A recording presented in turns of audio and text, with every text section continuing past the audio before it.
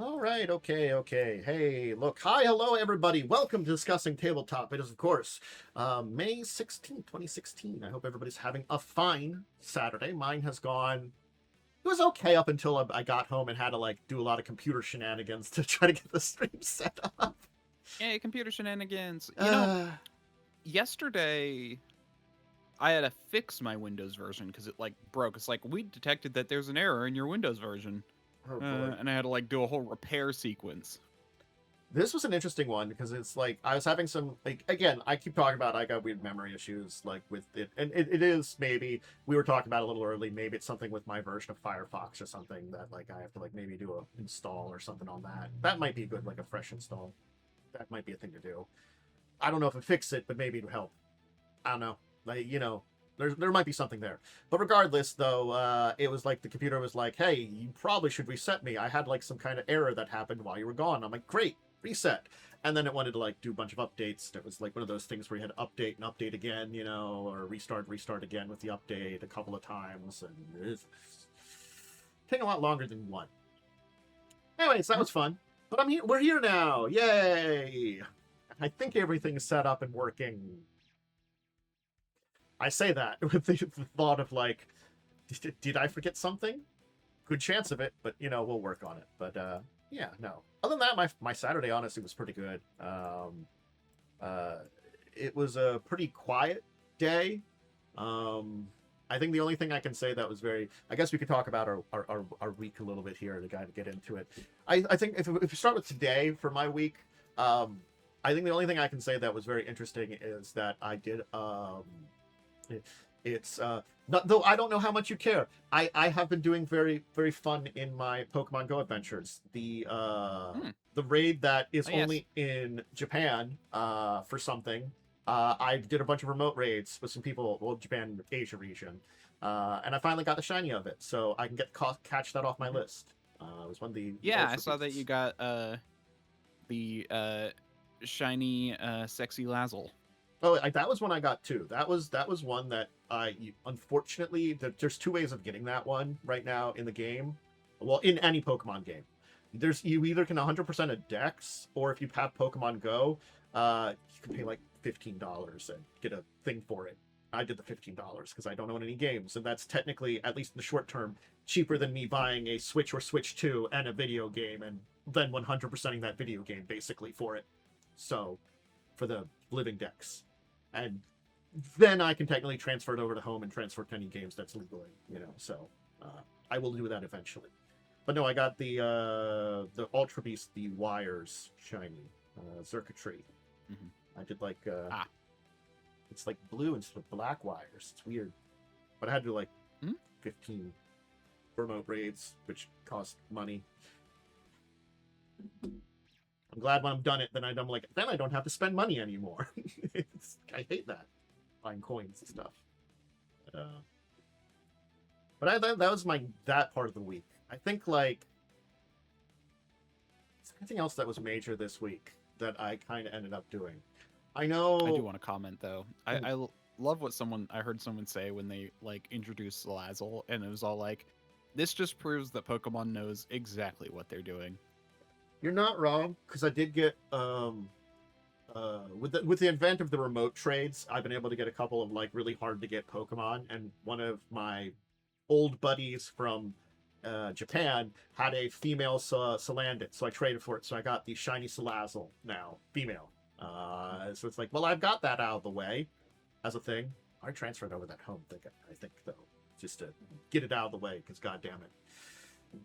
Yeah, they've got thoughts. The Pokemon Company, we know when they're thinking something, and we all look at them and shake our heads and are just like, can't you think these kind of things in I better mean, places? I'm gonna be honest. I don't think Gardevoir was on purpose, but they started doing it on purpose, definitely with Salazzle Yes. No. and Lopunny. No. There's definitely points in time, especially Mega Lopunny. I'm sorry, Mega Lopunny. That's the one that really Oh, like. the rip you with the ripped tights. Yeah, the Riptides one. Yeah. You just kind of like just look and shake your head and be like, yes, we know what you're thinking, Pokemon. Don't company. We do. Um, was it definitely? I think it was earlier this week that Joe Blaze and I have been getting back to playing For the King a little bit and playing some of the other scenarios that they have, and that's been fun. Because like as much as I like the base game of that one, I did want to try out some of those other scenarios they eventually added in. I think it's either me or Blaze has the full pack of them. We were doing the water one, which we're doing pretty good at right now. So that's again one of those classic games. It's fun because I know if we finish that up, maybe thinking about the sequel. I don't know how the sequel is in comparison. It's good or not. There we go. There's Hey. a Momo. Hello. Hi. Hi. Welcome. Hello. All right, we're just chatting about our week. I was just Fair. I was just talking about how doing some Pokemon Go, and then like I had me, Joe, and Blaze were finishing up some of the alternate scenarios from For the King. We were doing the water one finally. Nice. Very cool. Yeah, it's the classic one in a lot of ways. What else was it for my week? Was there anything else very interesting? I don't know. Oh, I will mention I continue to really enjoy Acceptable Losses because they went this time with the book and TV series that has a real historical thing about the a group of boats trying to find the I guess is that the Arctic or Antarctic? The Northern Northwest Passage. Northwest Passage, and then dying horribly. And, Yeah, no, it's a great TV show. Oh, it's a great. It seems like a great TV show and like a book and stuff like that. And like when you realize that the TV show, they're like there's some supernatural elements and stuff to that, and things like that. But when you realize what happened in real life, and you're like, oh, it was kind of maybe worse that there wasn't a supernatural thing picking them off, and they just died horroribly to all the other things that was going on with them. Yeah. It's the supernatural dread versus the horrors of man. Yeah. Of a bunch of people slightly unprepared, and a series of events that if only one of them happened, they might have survived. But with all of them happening together, it was just it just be that way. Yeah. So that's definitely one of those ones because it's like it does make you think about like it's the folly of like people that are trying to do something, but like then the tragedy that can kind of occur so many times. And as much as it is a tragedy for them, it does I don't say respect those people that were willing to take that track, even though it ended up in a horrible, terrible situation that ended in their deaths. So yeah. Any of you Fair. had anything interesting as I think that's one that stands out in my brain at the moment, at least.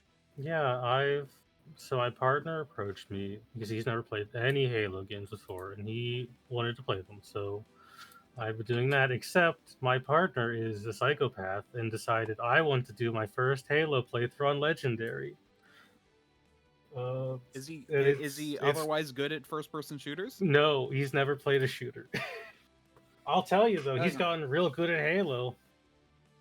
I mean, yeah, it tends to. He's gotten great at Halo. Yeah. No, sorry. We just did 343 Guilty Spark, which had a total of 80 deaths.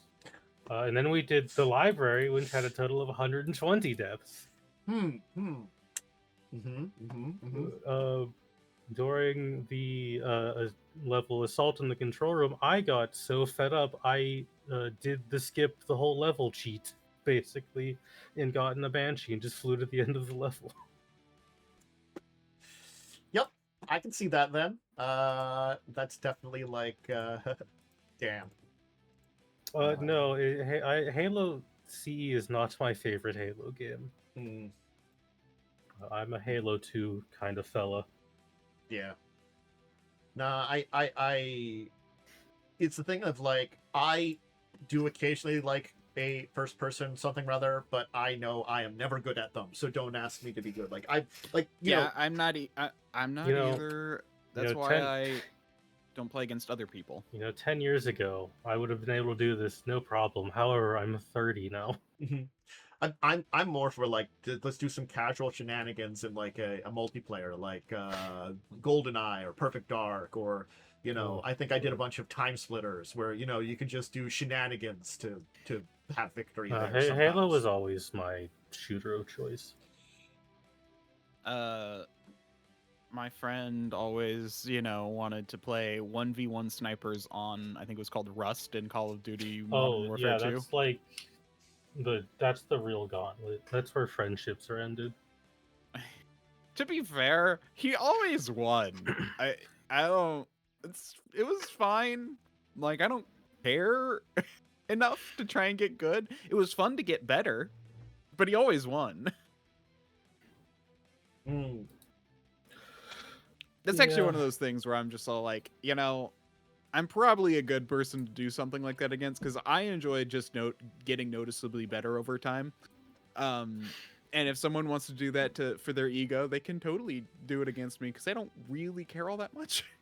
Fair. I the you know I I think I've definitely had at points where I played like Siege or Overwatch and have met people who are about that skill level of the game where you just body them. And it's honestly it's not that fun. I'd rather play against people who can like put up a fight. Though it did lead to the really funny time of a good friend of mine when we were playing Heroes of the Storm. We had a similar thing happen, and he typed in chat, "Are you bots?" Oh. Mm-hmm. Yeah, like I think that's another reason that I was always just like, if anybody asked for doing Siege, I'm like, let's just do casual. I just never. I wanted to don't do think I anything ever want to play Siege again. The only time I would pick up Siege again is if I we feel got that way like about, if we got like a 5 stack for just like having fun. That's I think the my only life way. is actively better now that I do not play Overwatch or Siege. Yeah, like yeah, I kind of feel that way. Go ahead. I'll let you go. I was just gonna say I could not do anything without that like group presence now with randos at all. Hi, it's me, the person who used to slum ranked Overwatch and Siege solo. Yeah. Honestly, I got pretty good at Fortnite.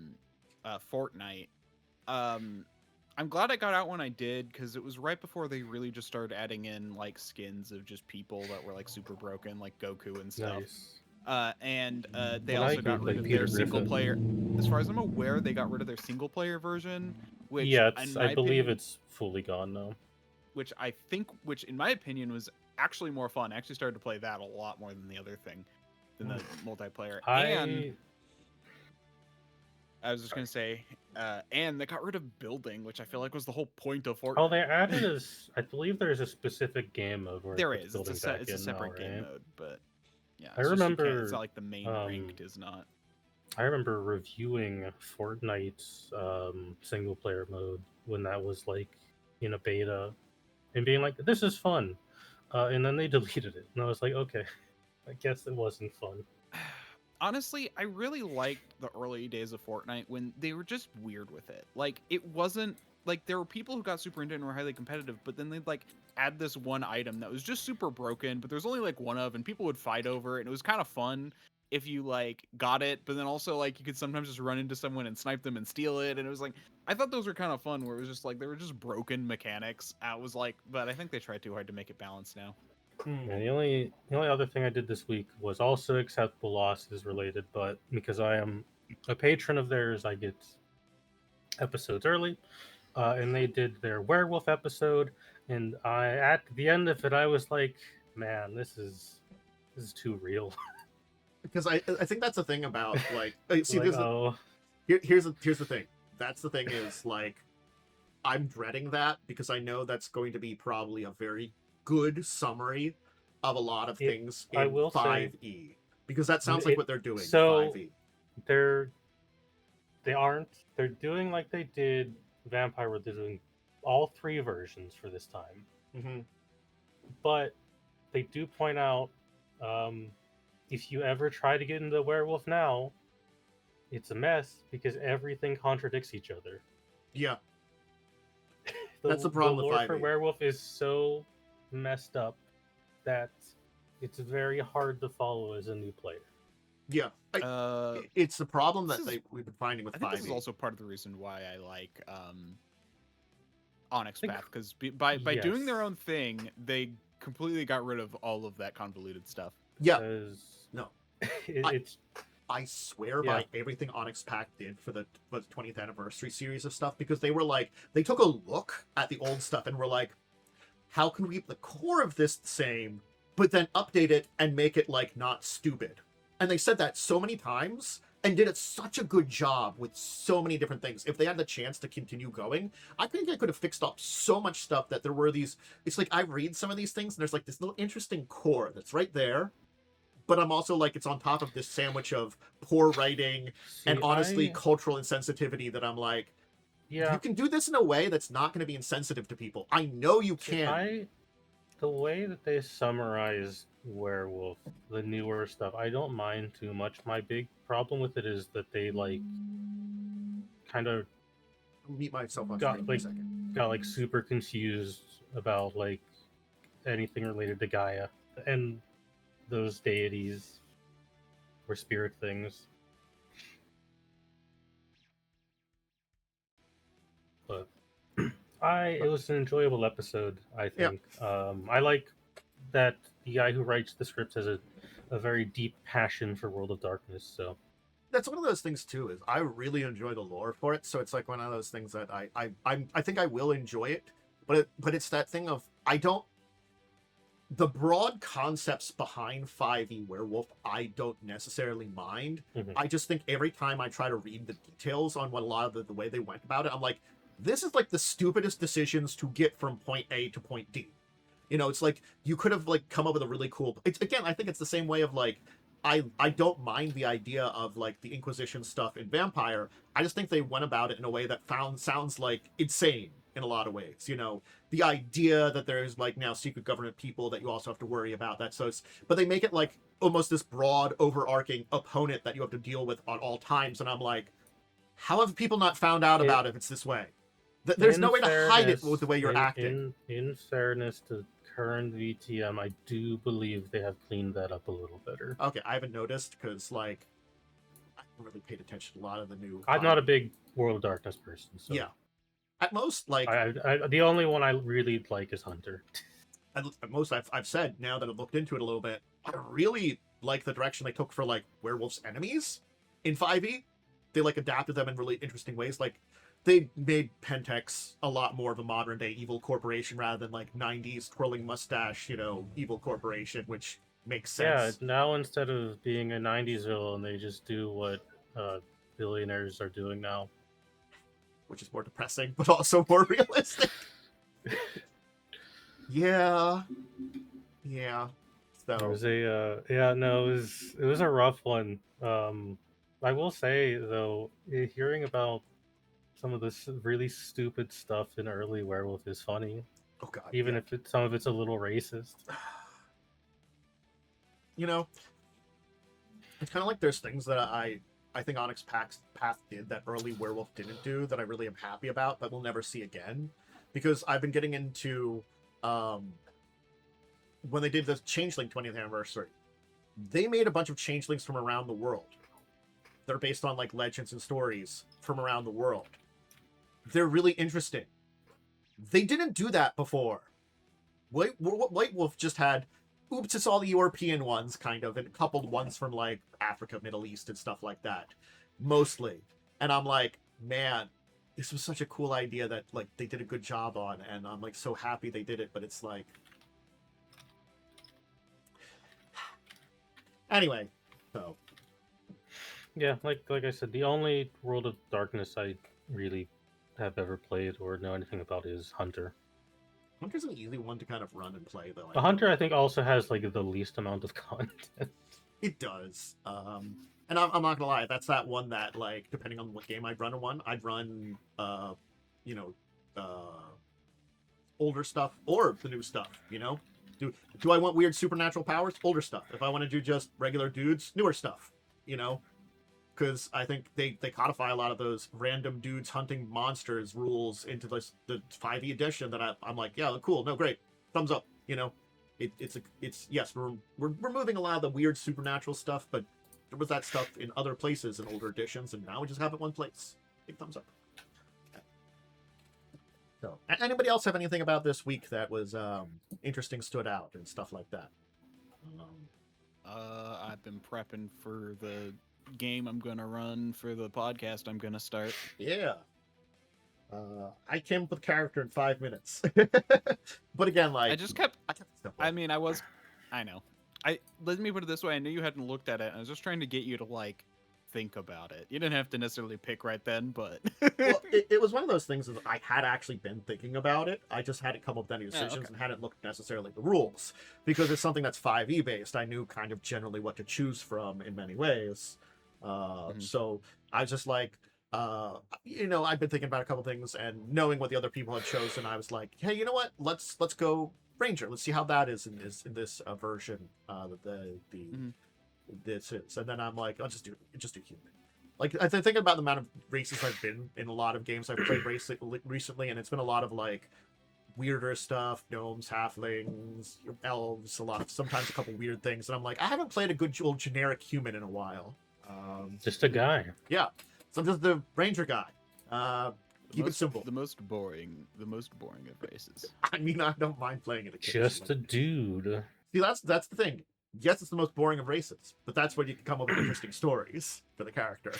Yeah, Just- The only other thing that happened this week for me is I started throwing Carrion Crown together a little more. I've had one character made, and I can immediately tell that this person looked up a guide on how to build a ranger because I noticed their charisma was 7, and that's a telltale sign that you've used a guide.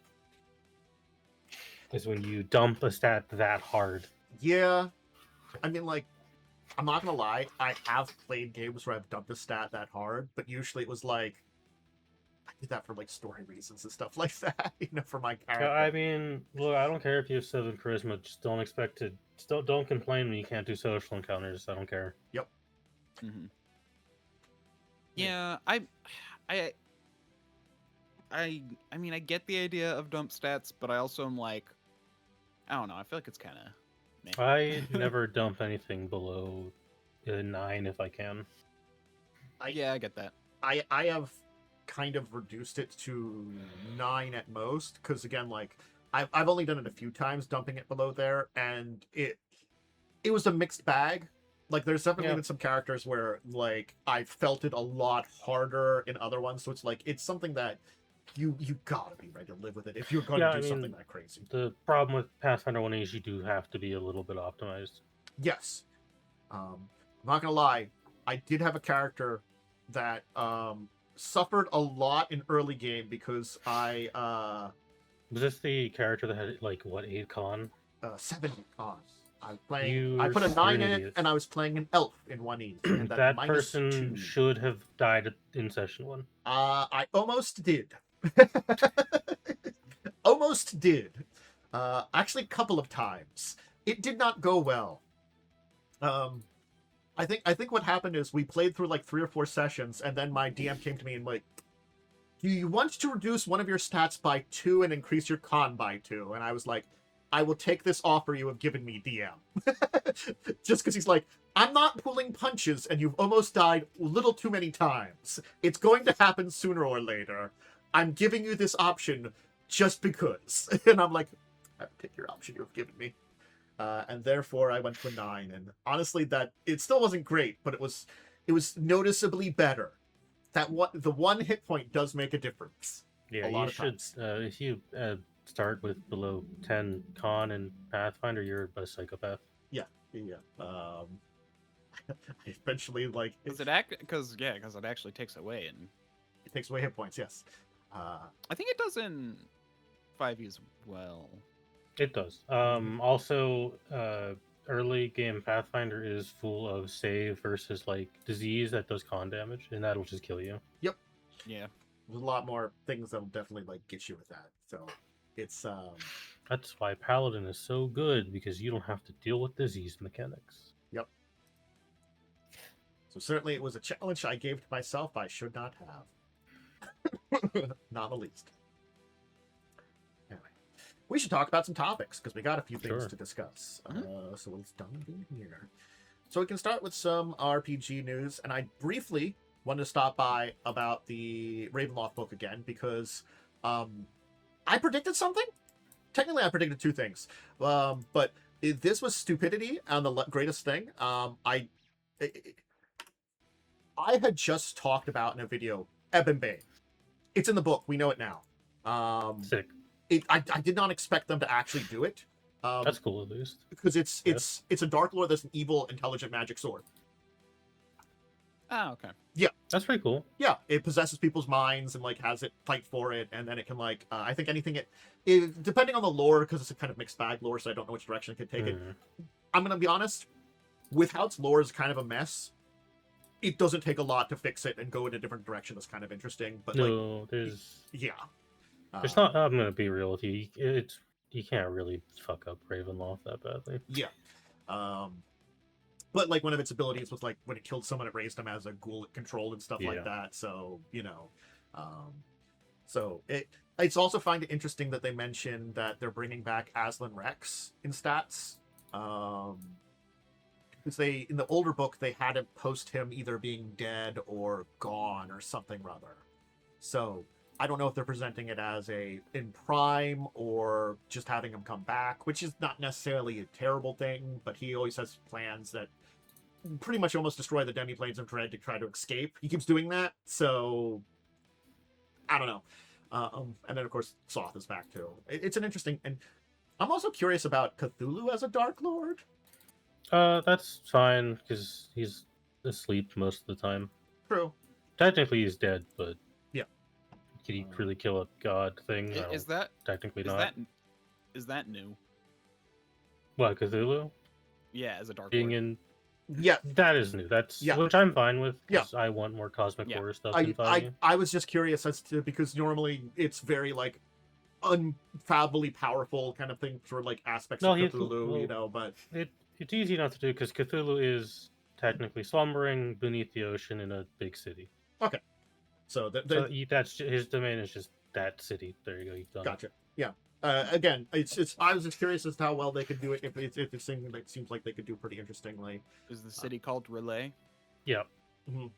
And the other thing they just talk about it, and I'm glad they are saying that like the domains are malleable. I'm not against that either. That we kind of like.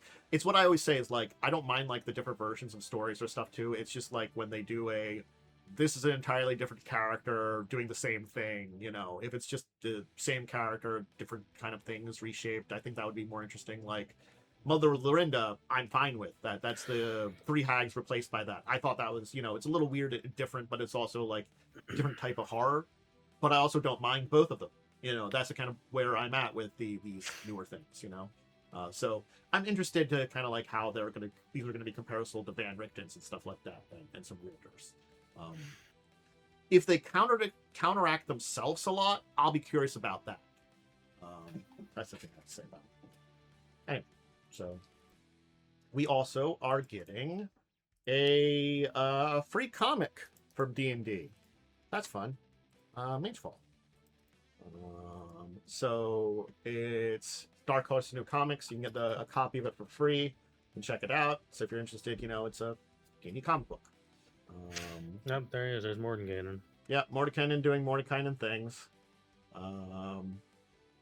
Local level 20 wizard. Yep, just hanging out and doing level 20 stuff. So, Chris Cox says more stuff. Nice. The CEO say the darndest things. He does. First off, this is the part of it, the stuff he says that I'm kind of okay with. He says he wants more crossovers. That's fine. I'm fine with that. This is the component that I'm like, you know what? Sure, cool, great. That seems okay. More crossovers is fine. That's not a problem. But then he says... By the way, the comic is just a kind of a teaser. Okay. It looks like. It's not like a full comic. Still, might be... Because literally I just skimmed through it and the last page says, this fall. Yeah. Nice. It's a nice little advertisement, I suppose. Those aren't bad to have, And if it seems like it's a good comic because I haven't checked it, then, maybe you're interested in reading it. Teasers are not bad that way. And the other thing is, basically, Chris Cox just basically saying, migrate your thinking to view D&D as a live service. Yeah, it's the video game guy doing shitty video game things. Yeah, it's when he says that, I just look at him and just like... I don't think anyone is surprised by this.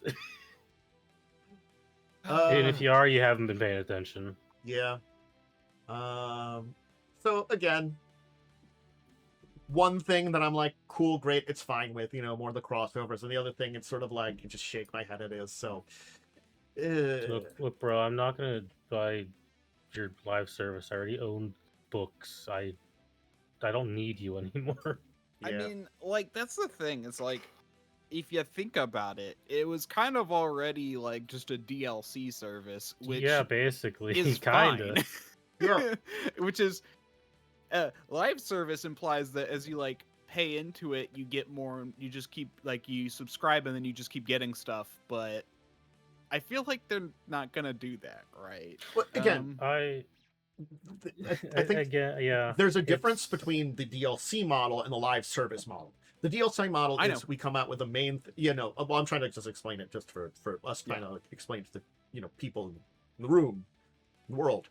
It's like the one, yes, I definitely have complaints about the video game side of these DLC. I've been there for its rise, it's a mixed bag sometimes it's done well, sometimes it's done badly. Great about that one. That's kind of not where we should go into about this one, but it's the idea, you start with a core thing and you add more things to it. But I feel like live service is that kind of, we'll put out a chunk of stuff and then evolve it as we like, and and you just have to keep paying in money to do it, and it's not just like one time I upgrade things. So it's sort of like it's, if we're going by the standard model in D&D, it's the difference between I buy a bunch of books and you want to buy this little update that's just one character, one little class, like one monster. Yeah, I mean they're gonna push this as far as they can, but I mean, it's here's the all thing, an attempt like- to make D&D Beyond profitable. and here's the thing, like if they wanted to do that with their books, I think that'd be kind of fun, where it's like they do like like little booklets, and you can maybe buy a pack of them for like $5 or something. That's what it used to be like. Right? I know. And we got weird little splat books that came out like magazines. I Again, know, like if they wanted to go back to that, that would be cool. I feel like that Because would actually fundamentally, work. this isn't that much difference than when you had a magazine subscription. no, Yes. it's not. There's a fundamental not too much of a difference between it. It's just the fact that there is this kind of like a step farther they could take it, and the subscription kind of magazines, kind of smaller booklet, it's still the issue isn't quite to that, like what we would say a full live service model is for modern live services. The issue with a live service isn't the live service itself, it's the enshittification that inevitably follows. Yes. Mm-hmm. Because most live services that are successful, at least because you don't really see these outside of video games for very specific reasons, mainly because it's really hard to monetize books. Yeah. But most live services fail horribly. Yeah. Mm-hmm. If they don't, they fail down the line like 4 or 5 years later. Destiny 2 is the best example of a live service that was really good at the start and has failed horribly due to mismanagement. Mm-hmm. Yeah. And then you got some like Warframe, which is honestly still going strong, and I need to get back to that game at some point. I just don't have time.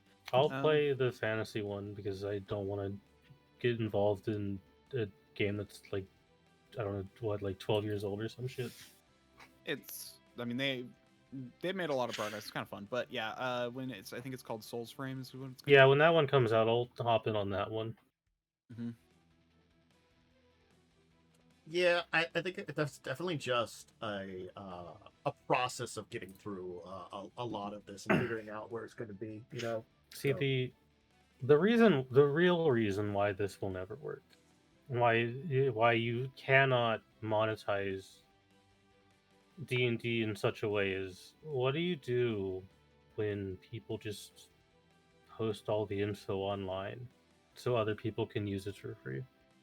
You can't do anything about that because you don't need to have like a product key to play D&D.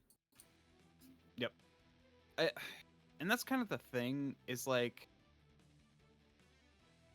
if they make it too difficult to like use D&D Beyond, like by making like I mean, okay, if you like pay a subscription, you get access to everything. That might make it easier to use, but because you have to pay it and then you can just like always have it as long as you're just paying every month. Mhm. But the problem is that if they're gonna do like where you have to buy the full books and do the subscription model, like it's just gonna make it so hard to use that I feel like most people will just stop using Yeah. it more than anything, more likely.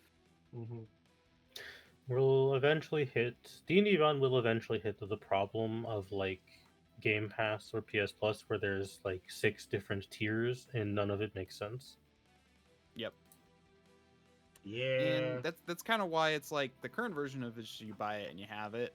Like, I mean, you technically don't because again, it's digital and you don't own Yeah, it. you But, can't export it off of site, so yeah. But the idea that you just buy it once and you have it, I feel like is a better model. The DLC model is better for Yeah. what they want to do. Like I could totally see them doing like what they really should do actually is if they like let you pre-order the book, then it can be like a live service for that book where it's all like, okay, well, as we add things, you'll get access to it. And I'm going to say here, all those tiny books they put out with like when you had like pre-order the one thing or Mhm. like get the package there. I never minded any of those tiny no, ones. they were fine. Just sell them No. goddamn separately. Yeah. Instead of having to buy a big Yeah. package. Like No. those all Yeah. seem fine And- as little well, miniature and things here's you're the thing. selling. And here's the thing, you almost always get a second sale of all of that Mhm. because inevitably when you go like, oh, we've collected a whole bunch of this stuff, let's do a thing where we mash it all together because people like to have all their spells in one Well, book. perhaps and then we some can sell kind that. of advanced player guide. I feel like they Yeah. never do that nowadays. Now they do throw No. some stuff in like a Pai's book. is kind they of the have. only one that really does that. Yeah. Pai's just kind of got Um, that market cornered. I don't know of many other Tales of the TTRPGs Valiant. that actually really do. Yeah, Tales of Valiant. There's not a lot that repackage in a bundle or like in a proper book, unfortunately. Mhm. Yeah.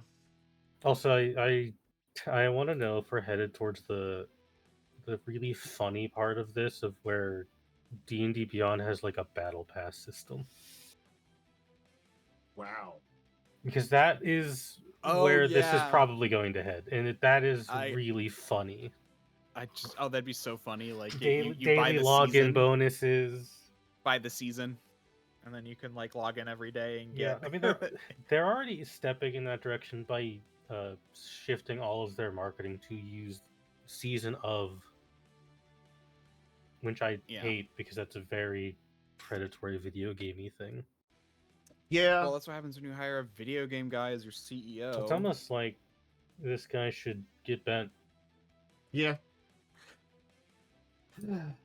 So, yeah.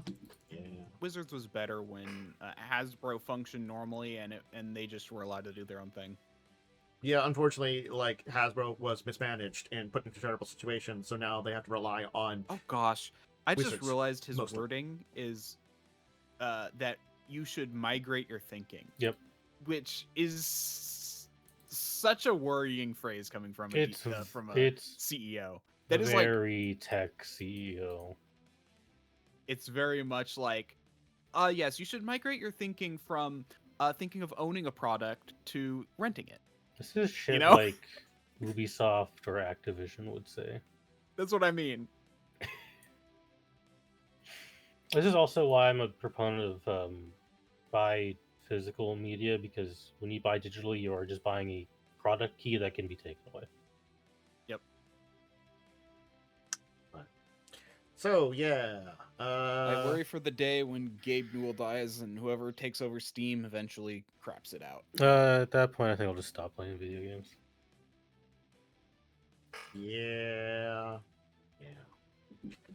So Wasteland Wanderer gets a solo RPG book. Thanks, Fallout. That's neat. Yeah.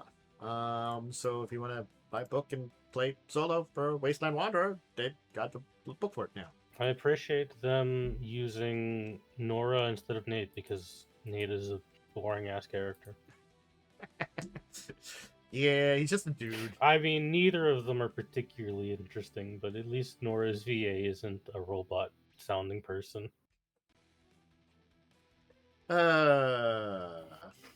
Look, He tries. I guess that's the best You I can can only say. you can only do so much when you're with the script that is Fallout 4. Yeah. Oh, Fallout 4. It was certainly a script. It certainly was a game. It's I not the guess worst Fallout game. true. True. This is a very accurate statement. More Fallout's good. Please continue making things because Fallout is a very good system. Yeah. I don't know. Saying Fallout 4 wasn't the worst Fallout is kind of like saying fourth time this time I broke my leg wasn't as bad as this other time. I always need to remind people it can get worse, and the worst is Brotherhood of Steel. Yep.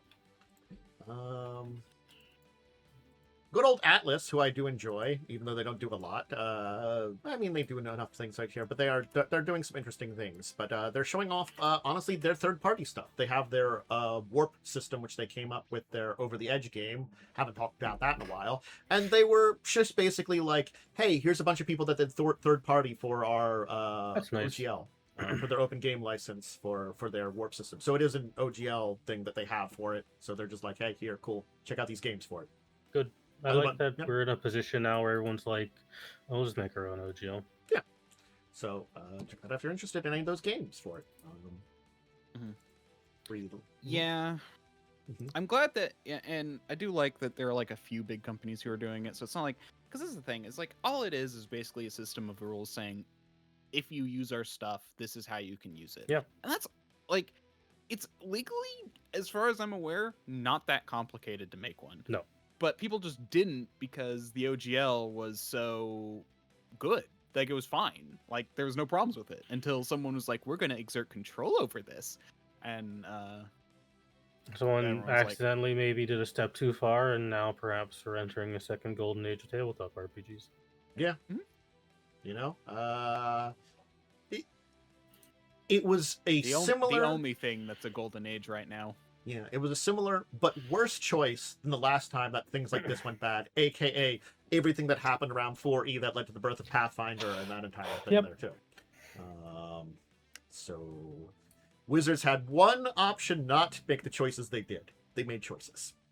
But if they didn't do that, they wouldn't make all of the money for their shareholders. Too bad. Oh, so sad. Won't someone think of the shareholders? No. Anyway, I've been watching a lot of business stuff about how businesses work. It's depressing. It's kind of basically, I mean, first off, Reagan. Second off, like, it's like literally, you know, took away, like, I mean, the fact that, like, so the reason the market has not collapsed, I don't know why, I just want to go into this. The reason the market hasn't collapsed yet is because of the fact that companies can manipulate the market by buying back their own stocks. Otherwise, the stock market would have collapsed already. This is why capitalism is the villain in all of my D&D games. I don't think capitalism itself is bad. It's just when unchecked allowed capitalism to run rampant. Yeah, that's It turns out capitalism, again, it's like every system. None of them are perfect, but capitalism requires reins to be in place to keep it from going bad, and we got rid of those. So that's where we're at now in late stage capitalism, where it's not good. But if we had those reins in place, it wouldn't be a bad thing. We just need them. Thanks, Reagan. And then Clinton afterwards. Both of you did great things. One started, the other just... The solution is simple. We just get a bunch of werewolves. You're not wrong. We let them go. They are angry enough and want to do enough damage to make up for everything that's been done. They're grumble, how dare you. It's so funny because, like, I actually am like happy I live in California now, because I'm like, you know, if this country falls apart, California is actually propped itself up to actually be relatively unscathed. Quite honestly, the West Coast could leave and probably be fine. Yep. Yeah. Anyway, we should talk about some more games and stuff like that. Yep. Speaking about out west, Free League has updated a new edition of the Frontier Scum, the Acid Western. I don't know what an Acid Western is in different to a normal Western. Oh gosh, Okay, I've heard so of this before. Acid Western is what if we made a Western but we took a lot of LSD doing it? Ah! Ah, I see. This makes sense now. So very strange and unusual. Gotcha. They are very fun movies. Okay. So yeah, it's self-destructive, violent, LSD infused take on spaghetti westerns. Oh, I see that now. They're saying that Yep. describing this here. Wow. Yeah. So again, this seems fun and silly, and it's basically an update on some stuff there too. So I don't, so if you're interested in checking it out, it's up by freely. And then we can basically give a quick shout out to two Kickstarters / backer kit things that are doing very successful that we kind of talked about before. Of course, this is just the article. You can link to Dungeon Call Carl. It's reached 12.5 million for Dungeon Call Carl. And though not nearly as successful, just because it is more of a modern take on things, I'm not against this, though I'm not as big on the actual video game. The Division RPG, which I think we mentioned the other week, is actually funded and doing pretty good too. Again, Very good. I'm not big on Tom Clancy's Division, the actual video game, but a kind of modern take on a RPG. I'm gonna be real with you. You'll be hard pressed to find many people who are a big fan of Tom Clancy's The Division.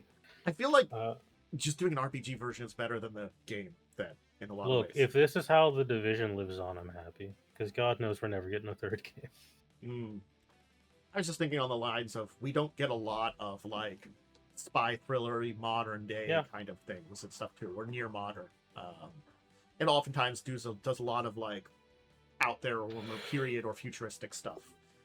Very, very few modern interpretation games. So thumbs up, we got that. I don't remember if we talked about Punk is Dead as an RPG, but it is getting a follow-up. Rings a bell. Folk Hero. Nice. So, yeah. The idea that you're a lone troubadour in a post-apocalyptic UK landscape. Yeah. Sick. That sounds awesome. Yeah. As far as Punk is Dead goes, I think we mentioned it briefly, kind of like this. I don't think we went into it though. Yeah. And then of course, the Arkham Horror RPG is getting a kind of, I guess, bestiary technically, the Thompson Files. So this is probably based more on the Arkham series of board games and stuff, which is not technically. It's like it's a little different. It's different than Call of Cthulhu in a lot of stuff, but it is like it had its own board games, a bunch of them and stuff. I prefer Arkham Horror over Call of Cthulhu. Mm-hmm. It's I feel like Arkham Horror is doing a lot of those things, but it's more about like the investigations and trying to overcome the darkness and stuff like that, rather than the slow existential dread of the madness overcoming you and destroying you. That I feel like Call of Cthulhu goes into a lot more. It's Call of Cthulhu feel like just more. It's like, oh, your mind, it's going to be broken. Enjoy. A lot more times, but so. I would kind of hope that they expand a little bit more. I feel like, Bestiary is good because I feel like that's one thing with Call of Cthulhu that I feel like is lacking is they kind of do list like creatures, but it's like only the ones that are like in official like, lore, Lovecraft lore. There you go. My brain was blanking on Lovecraft, okay? I completely forgot his name. And I feel like that's just lacking, whereas like this, it looks like, oh, okay, Savant of Flame. Okay, that sounds cool, Yeah, I feel like Arkham Horror starts out with a lot of that basic stuff, but does also kind of expand upon it in interesting ways a lot of times. Yeah, you need the basic stuff to run Lovecraft stuff, but I feel like if you want to do anything, and I have a personal issue with. I mean, well, when I eventually run it, it'll be a thing. But like with uh, creating enemies, I feel like is really convoluted in Chaosium's games. Okay. Because it's kind of just all like they don't give you a good vibe of what's good for what level, for what tiers of play. They're just like, here are monsters. It's like, okay. It's like, and you can make anything. It's like, yes, I could, but how do I know what won't kill my players instantly? Okay. Interesting. So, To be fair, that I never played our Call of Cthulhu. I did play. I did run a RuneQuest game once back in the day. So that's where I'm getting that from. But so yeah, if you want to check that out, certainly speaking, yeah. And on top of the RPG guide, which is you technically using the Edge system, just to keep you farther than that one. I do also recommend the board game, and I don't think I played the card game, but I played the dice game. Both of which I really liked. So, board game takes a long time though. It's like a 1.5, 2 hour game, you know. But dice game was a little quicker. So we're getting another book of some adventures from the Old Gods of Appalachia series. And I can't help but shout that out because, you know, though I don't technically live in Appalachia, I'm close enough to it. It's the Appalachian You're like Mountains. honorary. It passes through the middle of Pennsylvania, so like Yeah. close enough to it. You're in the weird part of Pennsylvania that's not Appalachian. You're basically Delaware. Yeah, I'm at that thing where I'm like, it's that area that's just in between the Appalachia and in Philadelphia. You know, everything's centered around Allentown, Bethlehem, Reading, that kind of area there. That's kind of where I'm at. It's a weird kind of area here because we're sort of in between both of them. So like I can go like 10 minutes and get to an area that feels very Appalachia, and then I can go 10 minutes a different direction and go into an area that feels very Philadelphia. At least suburbs of Philadelphia, you know? So it's sort of like, it's a very weird spot to be. Choose a direction, go to different areas, very much of high nature. So, but yeah, no, it's a bunch, it's like an anthology of some adventures set in that kind of area. So there's a lot of lore and interesting things that goes on there from everywhere, from up in the more New England all the way down towards like Tennessee and stuff for Appalachia. So lots of interesting stories there. So cool. All right, so I got a topic here. That's an interesting one to talk about. So someone, Ken Whitman, created a bunch of AI biographies of TTRPG designers. This is the thing this man has done. Kill him. Yes. And they're unauthorized, may I note. Yeah, no, that's like super fucked up. Yes. The name is vaguely familiar, but apparently, like, he has a bunch of things going on that have made him a little bit more infamous, controversial, it seems like. So, yeah. My kind of question is, why has this man done this? Because people who are so deep into AI are delusional. Yeah, that is a problem that's been happening a lot more.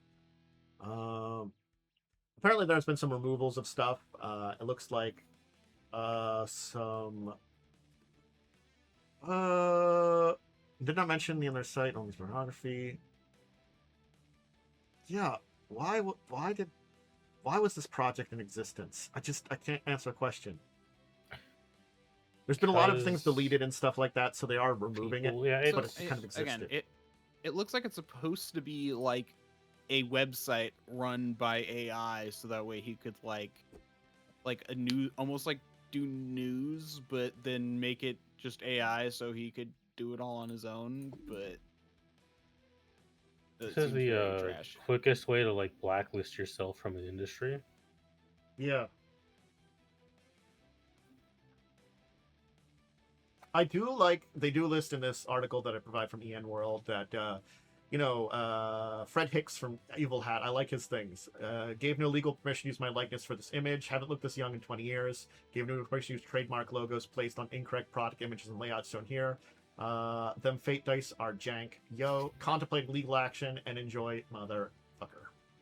Yeah, this is basically how you get sued into oblivion. Yeah. This is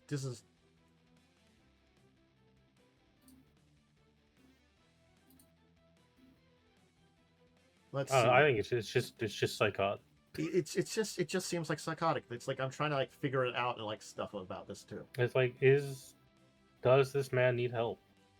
Probably. Apparently there was also stock responses. They're saying Spencer Campbell, Gila RPGs spent basically something, got a stock response back. That's always reassuring there too. And also a lot of information apparently is wrong because there's a whole list at the bottom of this article like of just incorrect information. So it's just a mess. And yeah, just something that shouldn't have been done. Yeah. But it's just to go to show what's kind of going on with the industry, unfortunately, right now, with a couple of individuals that are going in this direction a lot of ways. And it's I don't know what to say, but this is just the unfortunate part that, like, as much as we are having this nice, non just D&D renaissance going on right now, it's overlaid on top of the unfortunate intersection where the AI in shitification's kind of hitting stuff, and this is hitting it here. Yeah.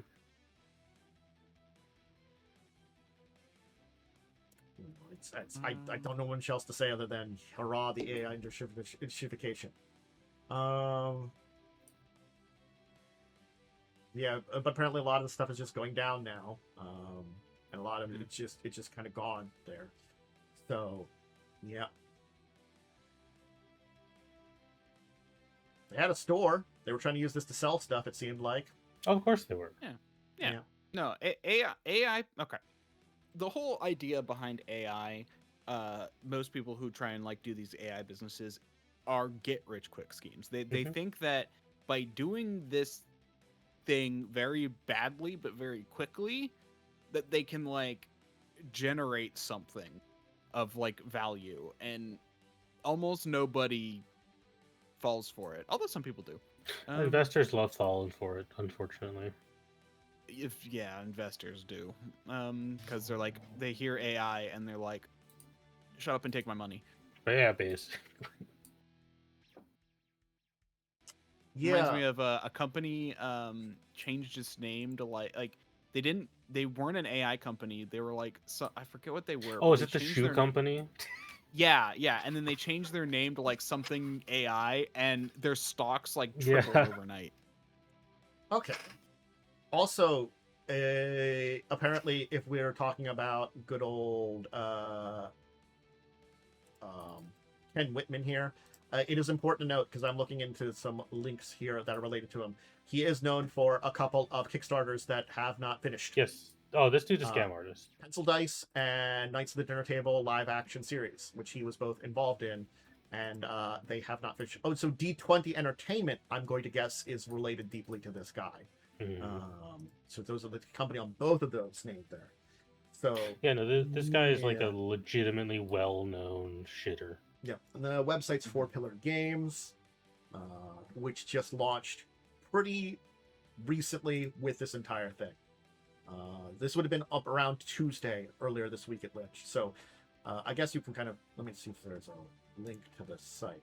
Do I want to link to the site? Not really. I'll go to the site. Probably shouldn't.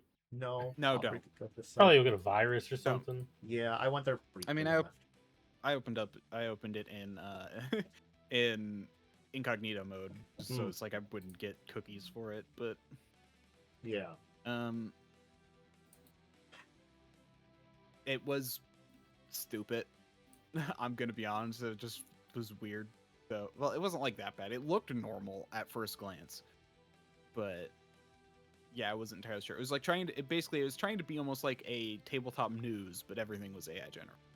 This is like of similar level to that one CEO of whatever company asking ChatGPT how to fire the dude who worked on Subnautica. Oh yeah, that guy who went through that entire thing. Oh hey, speaking, Subnautica 2 came out. I forgot that for talking Yeah, I about mean, it. it's already sold 2 million copies. Yeah, and it looks really nice. I'm probably gonna wait till it gets a few more updates. Yeah, but, I'm gonna wait for maybe like a bigger update because, well, I like Subnautica. I want a game with content. Yeah.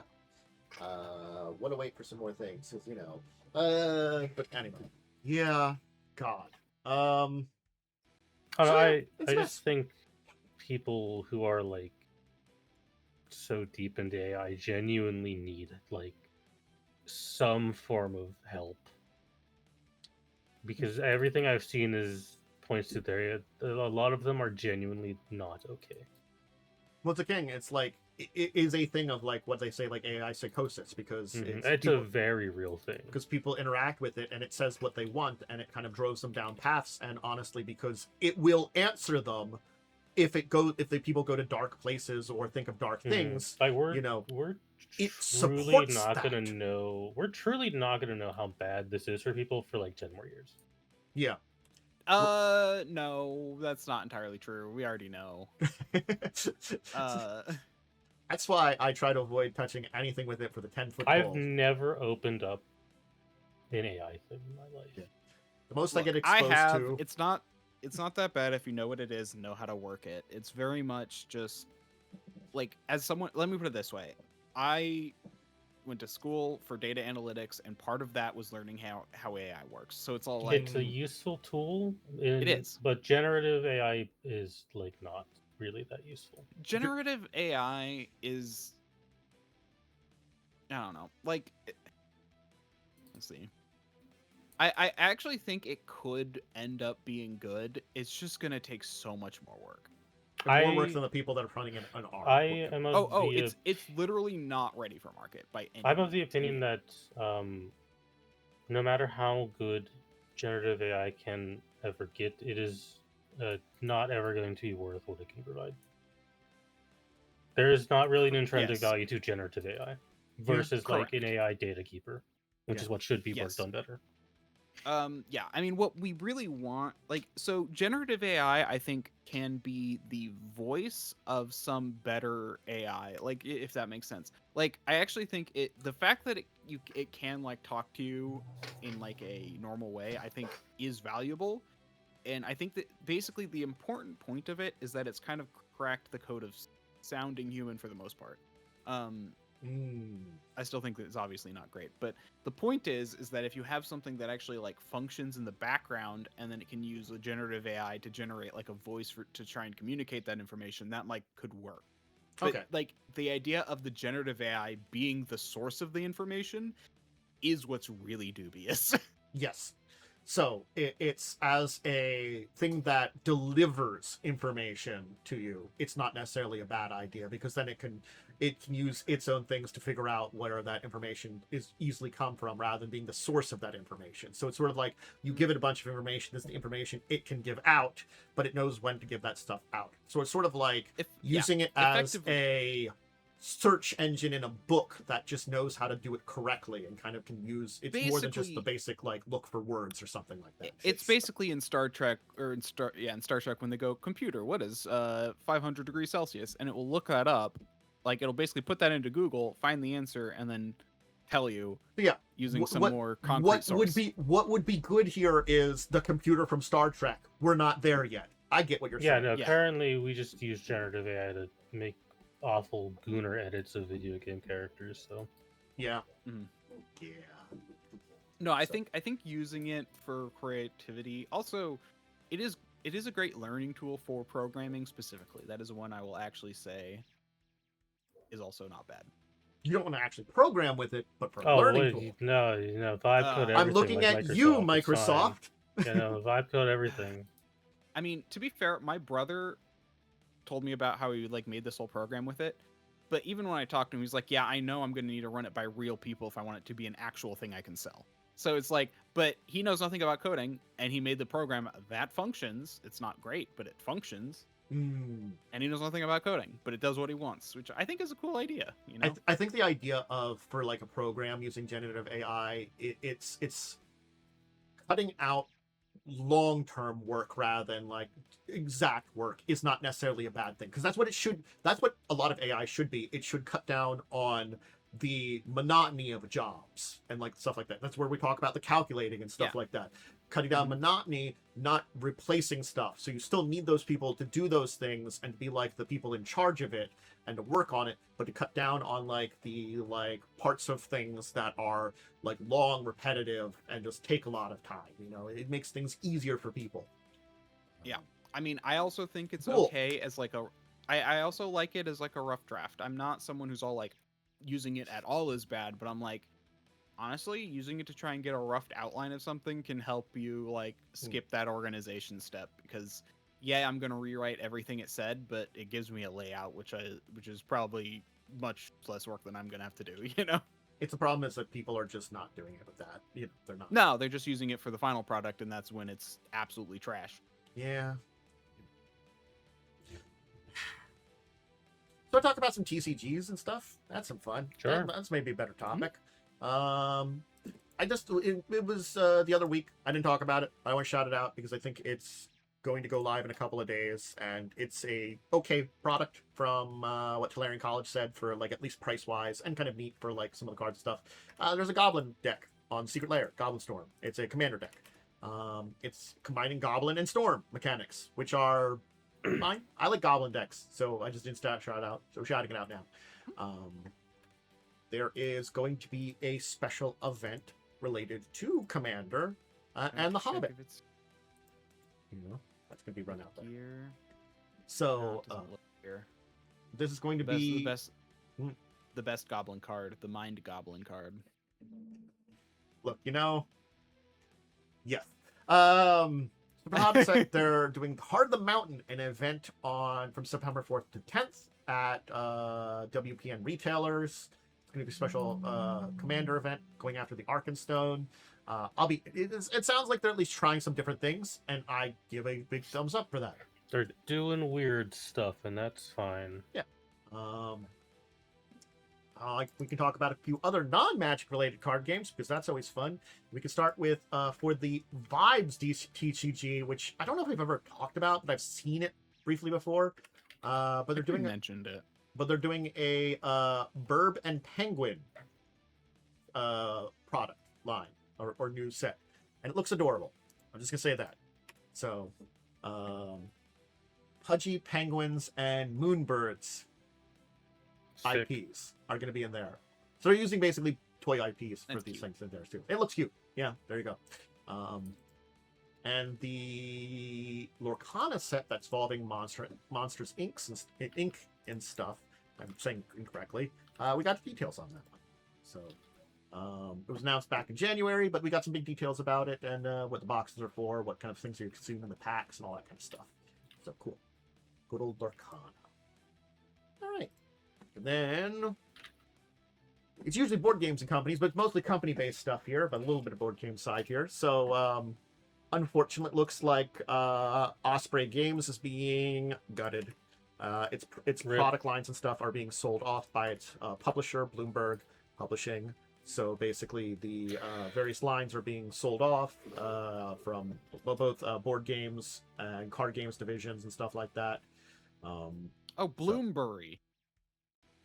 Bloomberg. You said sorry. Bloomberg. You said Bloomberg. You did say Bloomberg. And I was like, Bloomberg owned a game. Bloomberry. Sorry. That was me seeing the Bloom part and filling it in without actually reading it. You know, that's the quick skimming in my brain. Sorry, I skimmed. I shouldn't have. But yeah. Apparently, they want to go back to just more books, which apparently Osprey was also doing, and basically they're getting rid of the board and card game lines for that.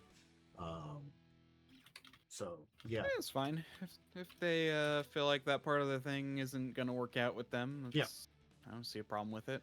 That's again, it's fine. It's just a transitional kind of thing, and they might not be selling everything tabletop related, because it does seem like they used to do some TTRPG related stuff, so maybe they'll focus on that rather than the other side things there. We'll have to see if they keep anything or they get rid of everything. So, yeah. Greater Than Games and Sentinel Comics, their IPs have returned to their original owners, which usually is a good thing. I'm not going to say it 100% now, but the Greater Than Game brand had kind of been in a limbo for the last couple of years. And so now it's back with its original owners. And then the Sentinel Comics, of course. I know of Sentinel by name, but I don't know a lot about it. And that's also returned to its founders, which might be the same thing, people. Because it looks like the people that got the IP back do want to do a tabletop version of Sentinel Comics games. Cool. So, we'll see some stuff related to that there too. So, comes up, it's really stabilizing the IPs connected to these things. Then, of course, good. Yeah, always good.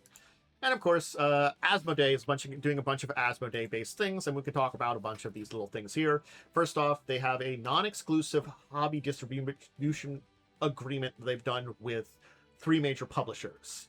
So those words are all words. New non-exclusive hobby distribution agreement. So it's sort of like the people can still go to other publishers, but they are distributing through them, and this includes Chaosium. Yep.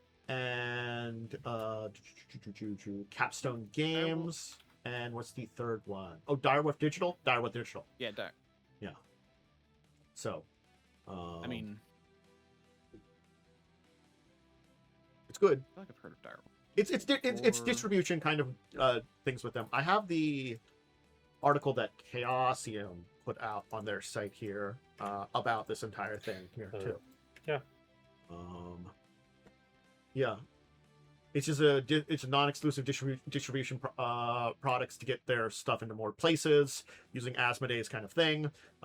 So it's you can expect to see more books and products done by these 3 in more places. That's the big thing about it.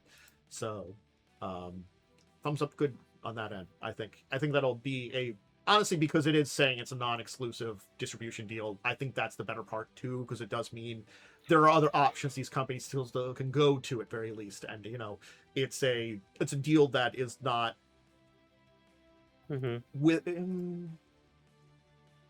it sounds like a deal that's not without too many what's the word I'm looking for, bad hints, or I love it when a word escapes my brain, but it's like kind of like I can't even think of a good description for aspects to the deal which are bad. We'll say it that way. It seems like there isn't a lot of those bad catches. We'll say catches. Seems like it. I'll help everybody, hopefully. And also, apparently, Asmodee has is being a partner publisher for Middle Earth Enterprises too. So this will be an interesting one because it's going to deal with a lot of the tabletop stuff that is with Lord of the Rings and The Hobbit and stuff like that. And my question is will this deal with name of company escaping me at the moment, Freely at all, or something like that, because they have their own deals too. So that's kind of my questions, because it's directly with Middle Earth Enterprises, which I believe is the parent company on top of a lot of these things. Is it not, or am I misthinking of this one? Okay, so I can explain this. Middle Earth Enterprises technically owns certain elements to Lord of the Rings and The Hobbit. It is basically split between them and the Tolkien estate. Okay.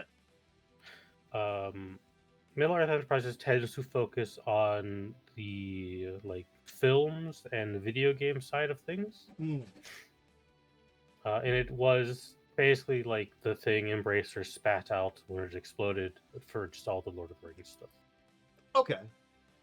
Oh, you're right. So that makes sense why Asmodee and them can work together very heavily. They were technically both under the Embracer umbrella. Both technically still are Embracer. Mm-hmm. Granted, they've been split, but they still are both incarnations of Embracer. Yeah, so it's no longer one company. Asmodee actually might be fully independent independent again. They Yeah. are. Yeah. I think But Asmodee's... Embracer maintained a lot of stuff despite it collapsing. Yeah, I think It Mhm. also was it's still in in the process Embracer's. of collapsing, I will say. This It's one just does. we mostly see its collapse on the video game side of things. Mhm. This one at least seems to be still under Embracer, kind of like that, too. Yeah. Directly. It'll probably, because it's just an IP holder thing. That's all it really is. Mhm. So It's the equivalent of LucasArts for Lord of the Rings. okay. So yeah, Asmodee seems to have spun off in February, so it is technically independent again now, and now so it's still like it still has good relations, I guess, in this way because it was an amicable split, and so they're making a deal with some of the sections and Embracer. Cool, great. Which is again fine. It's just more interesting products and stuff coming out now. Okay, so here's a topic that's kind of interesting because we've talked about stuff around this a few times, but again, like I had last week where we kind of talked about a topic where you kind of make decisions. It's the big fight versus a lot of fights kind of mindset in gaming, and I think it's a combination of finding your style, which one you prefer, but also like we can kind of talk about when it's better for one or the other, you know, because again, like I don't even know what that means. So Well, I think about it like so you a big have fight is like 10 dudes. you have one big fight Where- that might be, well, I was thinking more like, yes, it could be 10 dudes, but it's also like that big fight is your fight for the session, the part of the adventure, you know, the one thing where maybe you're having like, okay. you know, Oh, one do you mean fight. like a boss fight? I don't necessarily mean a so boss fight What he's saying is, so this is, I know he's thinking about what Joe does, where it's all like basically every fight is a Nova fight, where you go Nova. Oh, Where it's all like you don't have a bunch of small combats throughout the day, you just have one fight each day. yeah. I mean that's you really should never do that in at least 5e or Pathfinder. Yes, but it does tend to be a style that kind of is hit upon by a lot of people, and unfortunately, Because those games are designed around having 8 to 10 encounters a day. yes. Yep. Oh shit! Well, my Everything door okay? fell And off. the problem with one big fight, in 5e specifically, is that you basically have is that fights are very unbalanced because you need to throw something really strong at the party to make it like be able to take what the party has. But if you but that also makes it very swingy because they can also deal with the party very quickly as well, and that's why Joe's fights are often problematic. But Okay, I fixed the problem. Bruh. but yeah, there are games designed around that though. I think the thing is, like, I think the way I wanted to go about the talk about this too is like the concept that you focus on, even if it's not like a Nova fight itself, but like one big encounter per area or per session or something like that, rather than a couple of them, you know, is a style too. Certainly speaking, I think the big fight taken to the extreme is the Nova fight that kind of Joe does, where it's all or nothing, use all your abilities in it. That is the extreme version of the big fight, but I still think there could be like it's the big, like the one fight you have a day sometimes might just be a thing you do depending on the circumstances and stuff like that, or maybe like the one fight per session where it tends to be pretty big. Yeah, I definitely agree. Your average system isn't really built for that, but story-wise, that kind of comes up sometimes, you know? Like if we're specifically gonna talk about, because I can bring up examples of this because Hell's Rebels does this a lot, where you often have a single fight per adventuring day, and it is meant to be a harder fight, but because you're at full power, it's still a fight that's incredibly easy. It doesn't take very long, and that's quite boring for Yeah. Pathfinder. Yeah. So if you're doing that in Pathfinder, probably don't, because mechanically it's not designed for that. You could probably get away with it in 5e because players are well quite strong. Again, 5e's balance is non-existent. Yeah, 5 units non-existent balance. You're right. Again, it's like it is one of those things that it happens in a lot more published adventures than you'd think too. Because like I can talk about like in 5e published, hey, the hag encounter in the Ravenloft book, in the Curse of Strahd book, or hey, a lot of Pathfinder books. Yes, you've got your multi-area things there too, but think about Skulls and Shackles, or Skulls and Shackles. A boat encounter. That's your encounter for the day. It's a big old fight that you're going to have. Like, it can be fine. The problem is those kind of fights in specifically Pathfinder and 5e aren't the most interesting. Yeah. That's really the biggest issues it comes down to is it's not interesting. Yeah. When you cast a spell and fight over. Yeah, and you can do it in 5e. You just can't do it with what 5e gives you, because you basically have to just use a lower CR monster and like triple the hit points and give them like legendary actions that allow them to do some of the same stuff, and then you can do it. Like, there are big encounter enemies in 5e, and the game does have those designs, but I feel like most of the time what happens is it's just one big fight, and it's usually to challenge the players. You have to make it really swingy, where it's all like, if something goes wrong, it can be a total party kill really easy. Yeah, the way I handle those kind of big single, like, quote-unquote one initiative roll fight in 5e is just wave-based combat.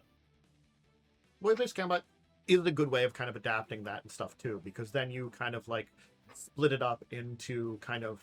It's one battle, but it is the acceptable amount of fights per day. Yeah. Yep. I think that is one of the easier ways to kind of try to adapt that concept in a lot of ways, to have that big combat. Because again, like, it's the thing too of, I don't think it's necessarily terrible to have a Nova fight once or very rarely.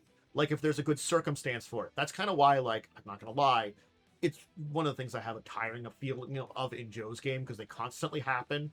Like, if it had been like certain ones of these fights, I think I've been fine in practical idea of them, but it's just that they're constant there. I think it's what's overwhelming me in that game a lot of times. I mean, like, if you've made a really good plan to avoid a bunch of encounters, I feel like you can be rewarded with you can just go all out and beat the shit out of this guy. Yeah. I think that it's just, unfortunately for Nova fights, the swing in 5e is the worst part about it, because, like, there's just a lot of shenanigans, especially at high level, for that one. That makes it kind of hard to do that well. And I think it's the other thing to talk about is, depending on what you're doing in the level, it can make a difference, too, in these things, too. We talk about how 5e, in general, is balanced for that mid-game kind of thing, from that, like, maybe, like, even if you're, like, generous, 5 to 15 at most. And even then, at the upper, lower ends, you can have some issues there. It's that center point where things are the most balanced. Yeah, outside of there, you probably don't want these.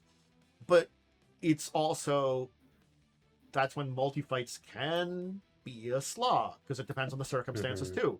Like, if we're talking about especially, like, let's say dungeon. You can have too many encounters in a dungeon, you know? I'm going to pick up. Let me introduce you to Pathfinder. I'm picking up this thing called Scarwall and pointing it out here, and just dropping it down here. Bro, Scarwall had too few encounters. Bro, I can tell you about a place that has too many fucking encounters. It's called the Temple of Asmodee in Hell's Rebels. Hell's Rebels is genuinely like the worst for this, because it is Nova fight.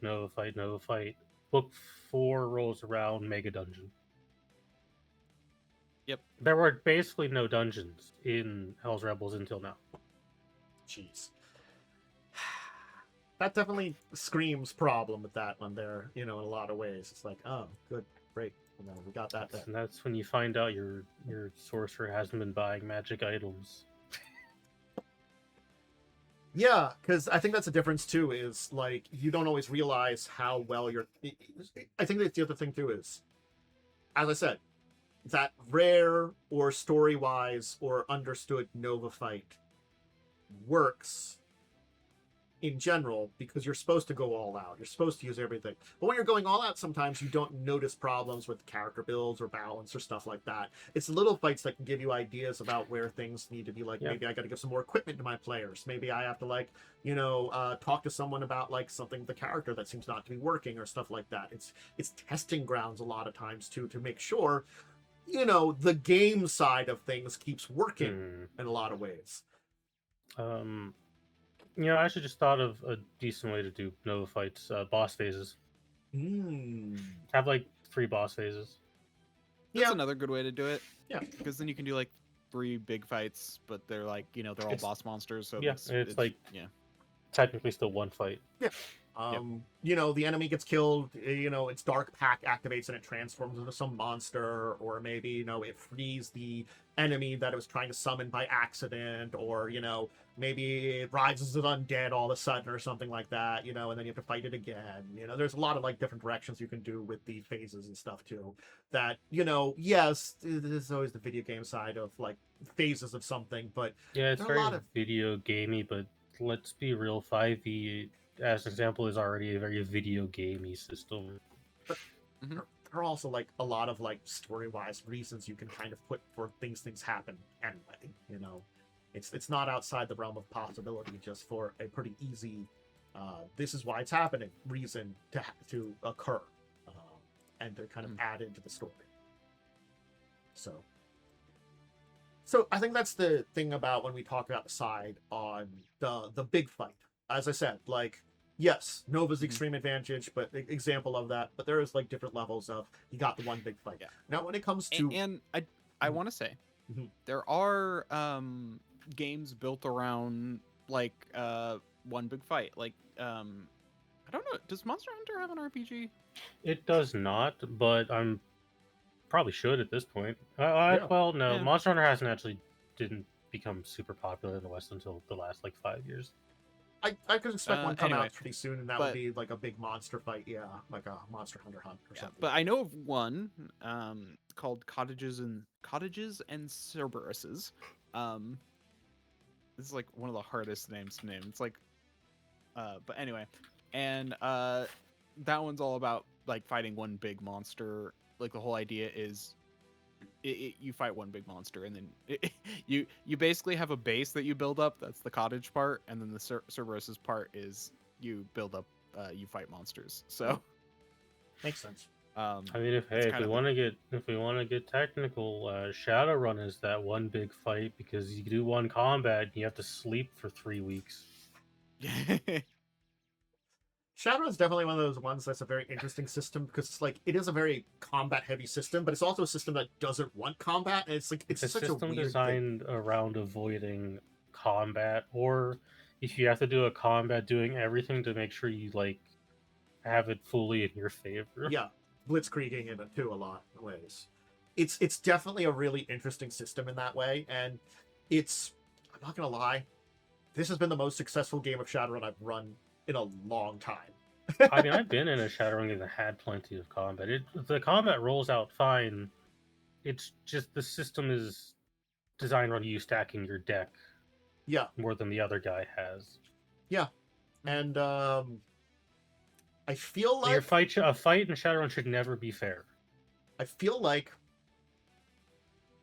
only I'd say 2 of you are set up for that. Both of your characters. I don't know. I think the guy who has like fucking 10 AK-47 dogs will do fine. Like, well, he'll be fine. No, he won't actually because he can't roll the damn thing off his sheet. He also, like, I don't know how well everything would be controlled because I know, like, he set them up to be together in a serialized thing, but it means they have less dice, but he can, like, control them all with one action. That was the point about it. So, like, I'd have to look at how it works, actually. I think that's another reason that, like, not that the adventure has pushed for combats, because technically speaking, like, it really hasn't, but, like, you've done all the things that are supposed to be done that in the adventure, generally speaking, though you've taken weird paths for most of them, which I'm fine with, because it's funny. What you call weird path, I call content. It really has been a lot. Look, I'm not gonna lie. I wasn't looking forward to chase rules because there's a possibility of that guy running away depending on how well you encountered it, and you just came up with a better plan and executed it somehow. So I didn't have to worry about the chase rules. Look, it's fine. Nox is just gonna get ripped in half eventually. Yeah, no, probably. I feel like if anybody's gonna die in the team, it's gonna be Nox. Oh, it's the melee guy, yeah. Mm-hmm. You two know how to run away, and in the Captain, world where Captain everyone Robot has Dog's in the world where everyone has a gun, the guy with the sword ain't getting very far. Like, not only is he not he the guy who does he have a sword or just fists? I think he just punches people. So not only does Nox, Nox is just punching. Yeah, so he doesn't even have a melee weapon, and I don't think he's necessarily built enough like a tank to pull off the Street Samurai version of that, which can kind of work. I think he depends on what his armor is. Really, that's what it really comes down to. Yeah, I guess if he gets enough of a surprise on someone, I think it might work. But again, like it's we'll see how it works when it happens. You gotta remember, like, well, and that's the thing. He's an adept, so he might also just have like, adept armor basically. Yeah, God only knows what's on that sheet. I checked it over once, but I've forgotten honestly at this point in time. Bro could have the I take no damage powers if they exist. You're not wrong. I very specifically built my character by taking powers where if we get in a combat, I can just yell at someone and they drop their guns and run away. Yeah. I can fist fight people, but because that's like my backup, but I'd rather be a mile away and shoot you without you noticing. I think it's also the problem of like Joe keeps wanting to get into combat. And I'm like, you do know if you get into combat the way that you want it, it will not be on your terms, which will be advantage to me.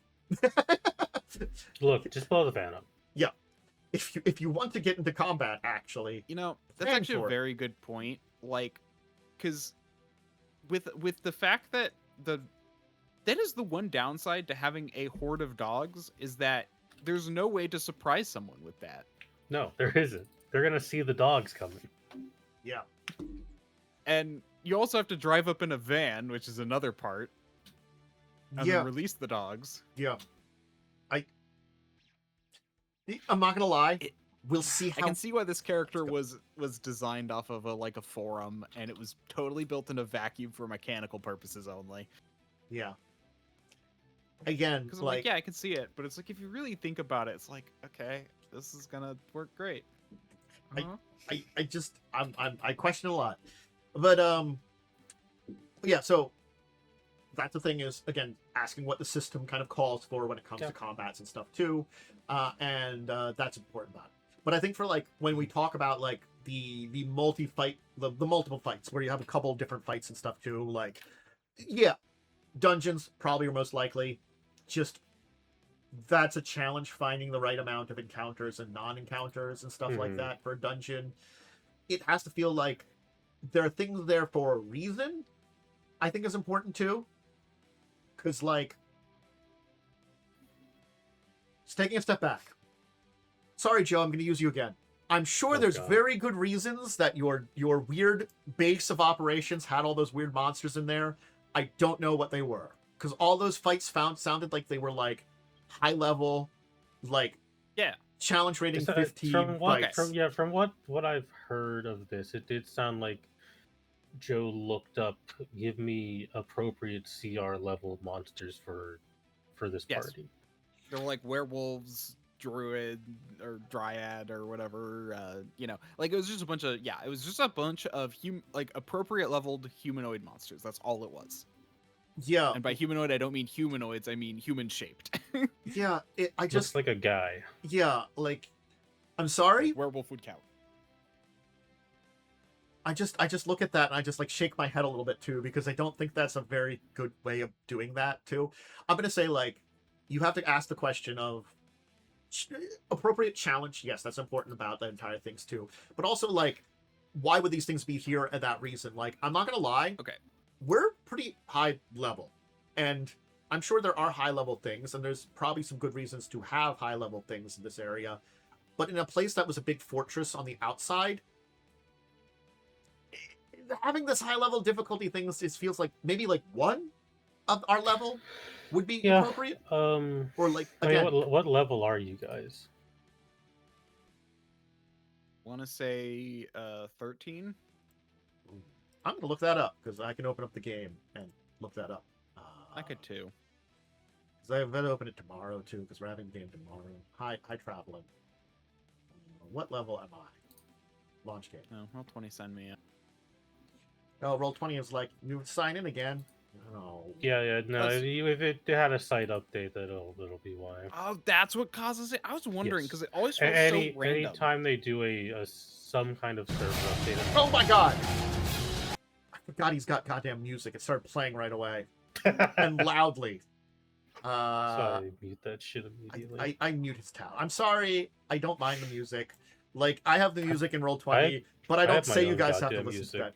I have that because it's a good way of doing a music player for the stream more than anything for the players. Sorry, players. I like you and all, but I have for them. 15. We're level 15. Yeah, so you're at the point where balance doesn't really exist. Yeah, which is unfortunate. Like we've been seeing level that saves. after level 12, it does become really hard to find stuff to make a party fight. Yeah. Okay. And here's the thing with D&D 5e. Very loud. Honestly, and this is like part of the problem is without using third-party content, there's literally like no like the monsters just aren't sufficient at that level. It's like there are so few high-level monsters that are like either A, actually challenging, or B, like fit the scenario. Which is why it was very hodgepodge. But it's like you don't have to use official monsters. Like if he wants, I can let him use my Tales of the Valiant books. They work just as well, if not better. I think it's also the fact that like he populated an area. When you populate an area, you're going to assume multiple fights, and I think that they were like, I'm sorry, what was what were we fighting? Grave Knight? It was a Grave Knight with a bunch of stealth champions. It was Red Death Knight. Death Knight. Yeah. Death Knight. What challenge are you, Death Knight? I have to see this here. Challenge 17. Oh, that's a Death Knight. Yeah. So Yeah. it was, and it had a bunch of skeleton champions with it. It was much higher than us. And if everything was built around that idea, we can't fight multiples of them. And I think that's that should be the final boss. Yeah. And it was just some dude we fought. Just a guy, huh? Yeah.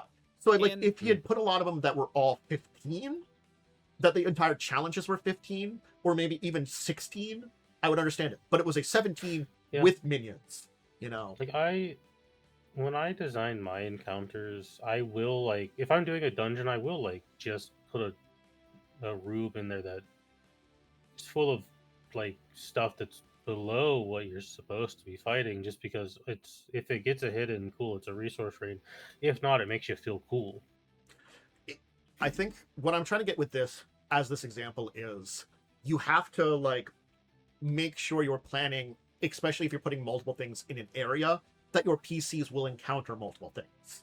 So you have to plan for the challenges that way, So you want usually like a variety of challenges. Yes, you might have one big boss area or big fight area, even if it's not technically boss, one big fight, but you might have a lot of smaller ones, some of them are slightly smaller CR, like if you're 15, maybe you have a couple, 14s or 13s, or maybe, a couple of 12s, and then maybe like a 16 or 2 here and there, and a couple 15s, kind of spread it out, the challenge. This is something I like about Tales of the Valiant.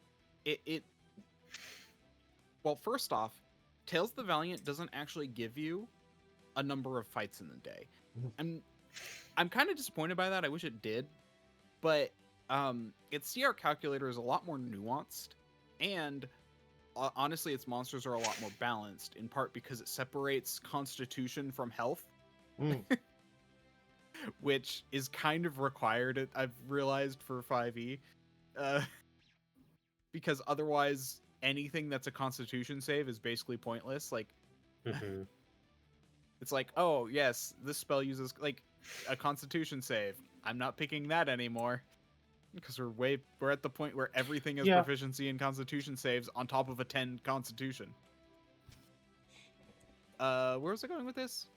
Oh yeah, but they also have another feature which is max CR. So basically, your group should not face a monster higher than this CR based on your level. On top of like a total budget. Yeah, I think it's And that is Mhm. kind of required. I think it's also In fact, as we talked about here while you're looking that up.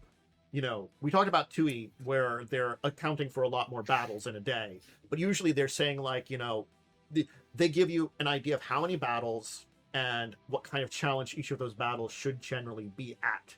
You know, and I think that's the entire thing is you can use those numbers to play around with it. You know, if I'm having slightly more difficult battles, maybe I'll have less battles that are going to be set up. Also, like if you are populating an area with encounters, especially a dungeon, think about if the characters can rest or not. If there's a safe space or something, or maybe they can retreat, then sure, they can rest and things like that.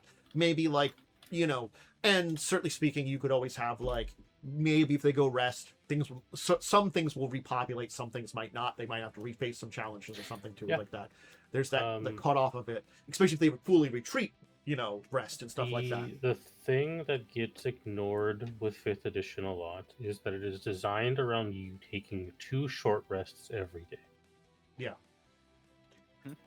I think like and when a lot of people build encounters, they do not take in account for that when doing dungeons because a lot of classes technically don't benefit from short rests beyond hit points. Yeah. And I think Joe has done some decent dungeons too, where we've had some short rests and stuff like that. It's just that, like, you know, sometimes he has it. I don't think he's the best at like that. Again, I think all battles come down to balancing out challenge in a lot of ways, you know. And it's a big fight. It's balancing out the challenge of it, you know, that you're having that one big fight a day or one. and that's what I'm saying with the way D&D 5e is built currently. I don't know about 5.5, but you know, we're playing 5e. It's designed so that like if you really want to challenge the party with like one creature and that's the only fight in the day, it's going to be so swingy because like again, the monster could probably down a player in one shot and then lead to a death spiral really quickly. I would say 5.5e is a little bit better balanced, though that can certainly still happen.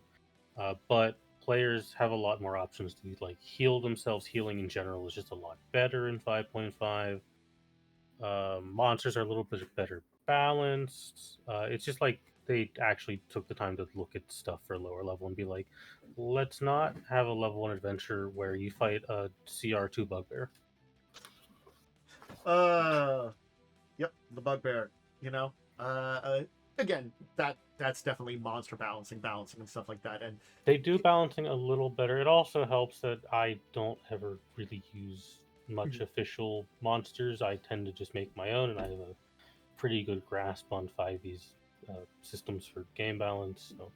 Yes, I actually think that is generally like I agree. I don't have as great of a grasp on it. I'm gonna go back to Tales of the Valiant because for as much I feel like Tales of the Valiant could have been way better made. I feel like they made it a little bit too quickly to, you know, get rid of to get outside of the OGL. Yeah. But I feel like they still did a lot of things right. Which is why I'm also been reading through it recently, which is why I'm bringing it up a lot.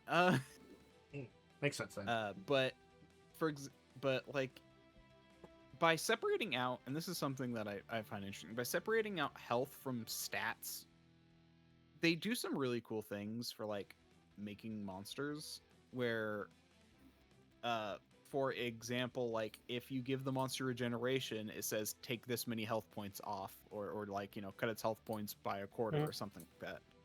And it's like that's good design. Whereas like in 5e, it's all like figure out how to do the math to get it to the thing. Yeah, no, I do recommend that book because that book does teach you. It doesn't necessarily teach you; it just literally shows you all the ways you're supposed to balance monsters. That 5e doesn't, because that is very much what you're supposed to do when you start slapping abilities onto things. Yep.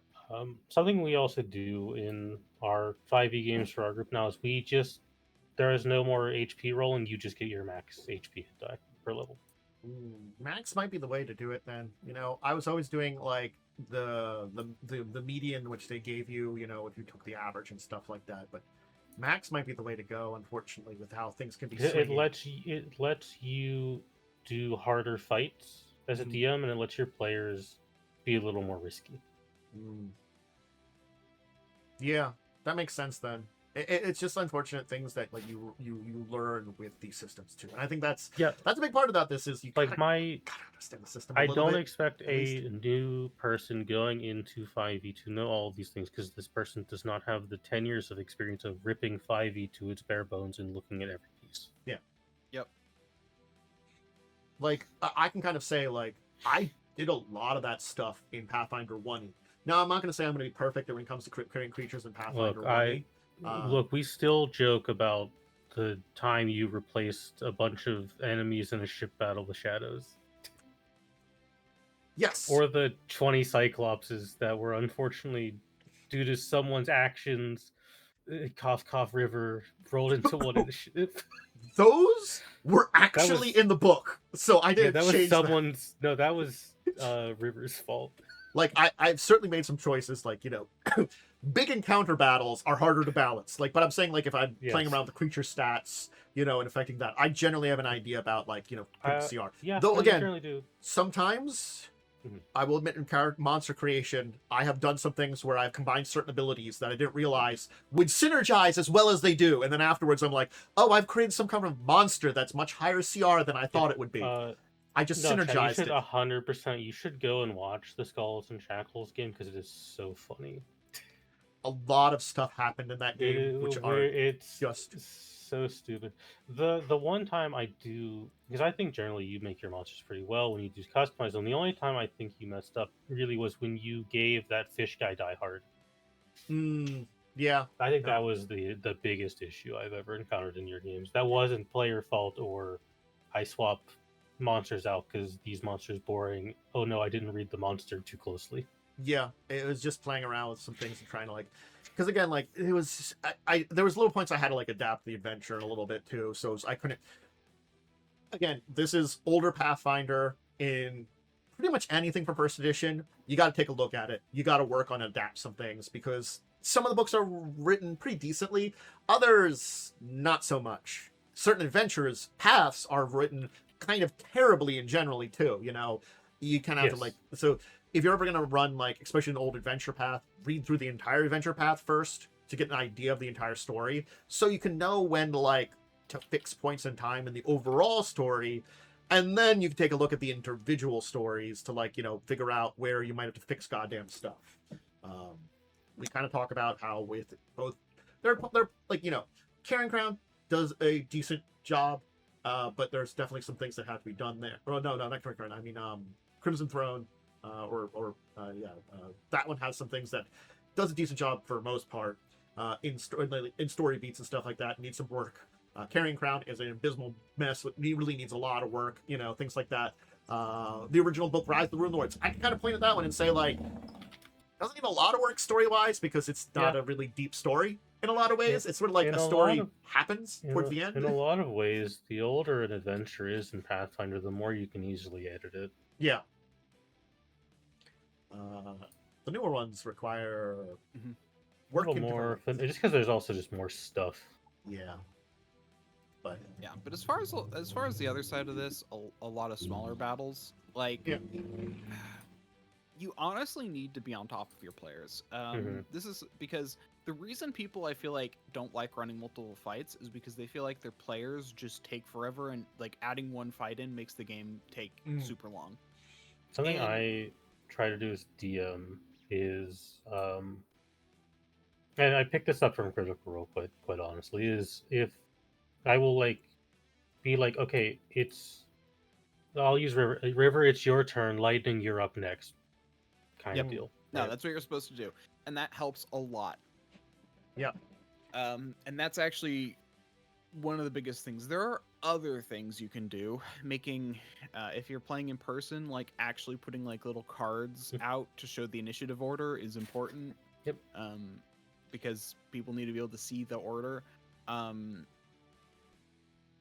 Getting players used to like actually like, you know, Because there are some people who are like, I move next to the creature and they don't touch their token. It's like, no, you move your token, you know? Yeah. Yeah. I'm not moving it for you. And then you've also got things like, you know, you can also, like, if you really want things to go quickly, it's like, okay, well, I told you were up. You have, like, you just start counting down, you know? Like, you can be that kind of thing Yeah. if you need to. You gotta make sure to push the combat. Don't let people Mhm. distract too much. Streamline things too. When you do that, you can get combats down pretty quickly, especially if Yeah. they are very simple combats. You know, if it's a Yep. you know routine combat as part of it, like if I should have, like, granted, I'm not gonna say we've been getting better at like knowing the combat rules for Shadowrun. It's a slow kind of thing because you haven't had a lot of major encounters, but we've kind of picked up things there and there. If we were really good at it, I could basically, like, you could have a Mhm. group of thugs you get into a fight with and maybe take care of them like that, or something like that. Yeah. Or maybe you jump a group of Mhm. thugs and we don't have to worry too much about it or something like that, where there's situations like this. Yeah. Um, Because you got to I mean- remember also, like, the fights don't have to be challenging. They just need to use resources. Yeah. Yeah. And so doing, like, something that takes 2 turns or 2 rounds, like, that can go pretty quickly if it's, like, only, like, 10 people, it's, like, 10 combatants with a party of 4, it's, like, you can Yeah. get through that pretty quickly, and it's, like, they win, but you don't have to worry about it too much. yeah. The point is to spend resources so when they get to the boss, they're not able to go Nova. Mhm. I guess, in this case, have to ask Joe. Has he marked off his taser shots, and how many of these does he have? I He's the did only mark one. off the shot I used to Yeah. disable I the marked. electricity. Yeah, I marked off the 4 bullets I used in the Yeah. game. Again, not that bullets aren't hard to get, but unless you go specifically shopping to a place where you can buy them, Or you got like especially your type, weird bullets, right?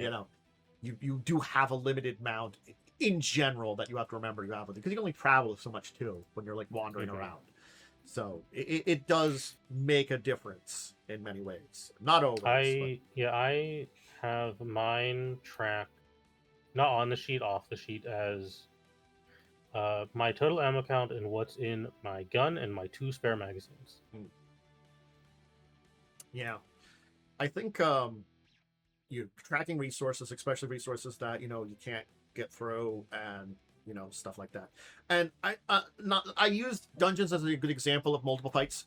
That doesn't just have to be a dungeon. It could just be certain things that players are doing have multiple encounters before you have a chance to rest. And like, I'm gonna point out that the Shadowrun game, certainly speaking, you could have gotten a bunch of fights before they're in many ways, like a couple of battles at the checkpoint. You could have gotten to fight with them rather than paid them or something like that. Or try I to was negotiate. expecting a fight.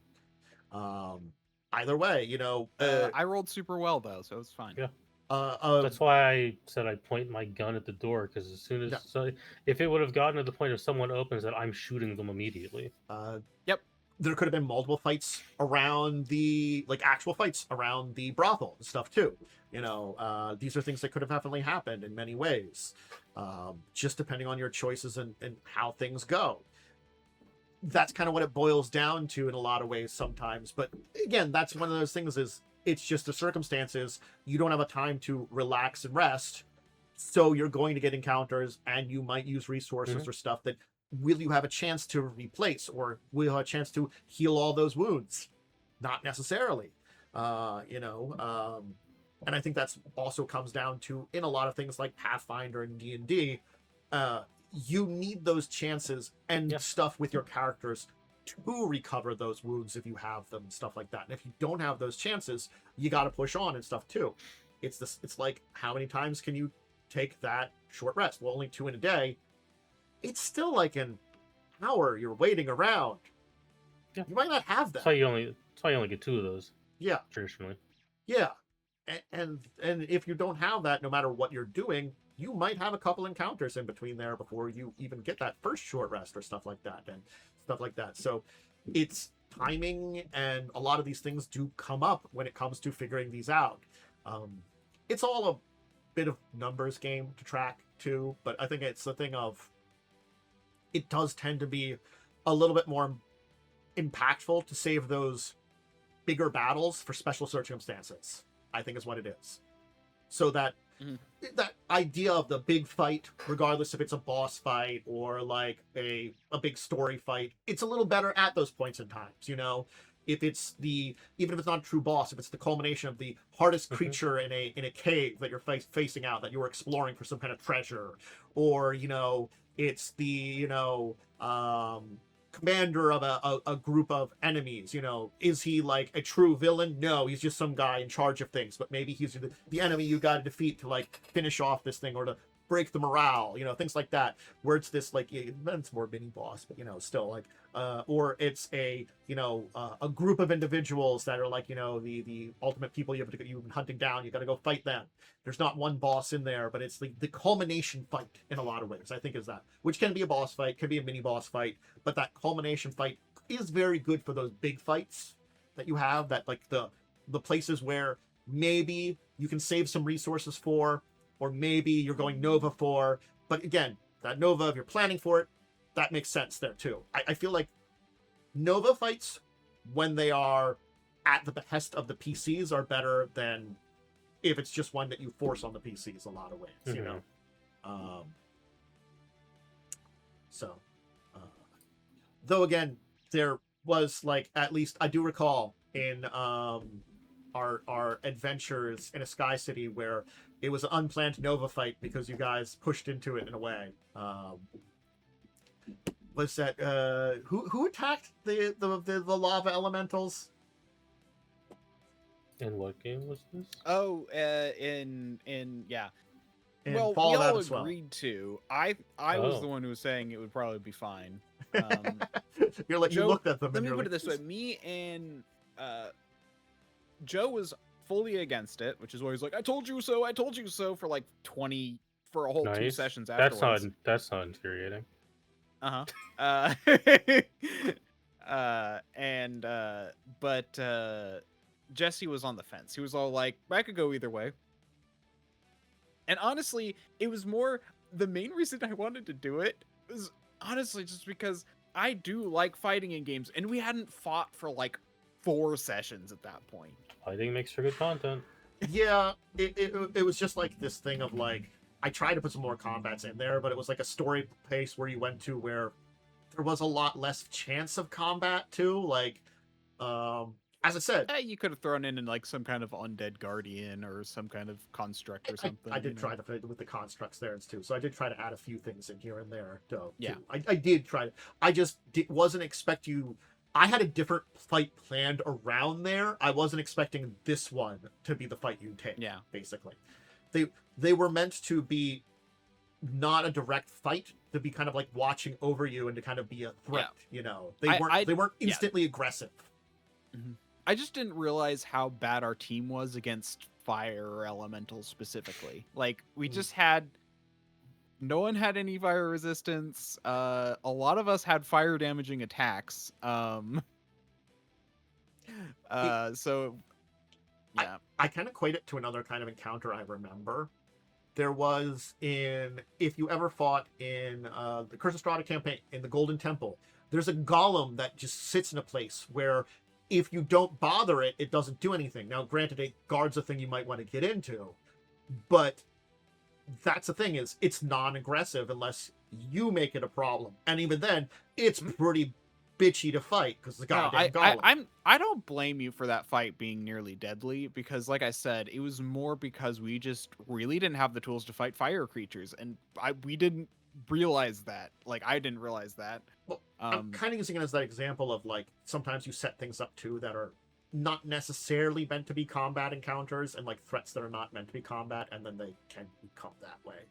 That's always expect things to be combat encounters. That's one rule I have. Always have that in your back pocket. I think if I'd planned, I think if I had that like mindset at that point in time, but like you literally set it up as an option. That's why I was like, I feel like if you set it up as an option, I want to fight something, let's fight it. I think because I had been having trouble finding an appropriate creature for it, I didn't test it out as much. I was going for a fire elemental, and that's the one I chose. I didn't look as deep into its stats. Yeah. the thing too. I It's the mean, entire thing. as a GM, you should have like double checked and been like, oh gosh, these guys Yes. would do horribly against fire. Yes. But Yes. I also don't blame you because we literally picked the fight. I Again, feel like it wasn't that bad. Honestly, yeah. the worst part about that fight was Joe's "I told you so's." Yeah. You're not wrong.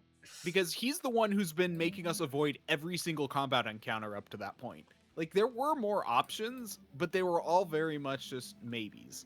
A weird trade-off. And Joe's been like, we need to talk through everything. I'm like, yeah, except I'm the one who then has to turn around and do the talking because I'm the one with a charisma score. I'm finding this hilarious that it's the dichotomy of Joe's characters of the let's shoot everything versus the let's talk to everything character.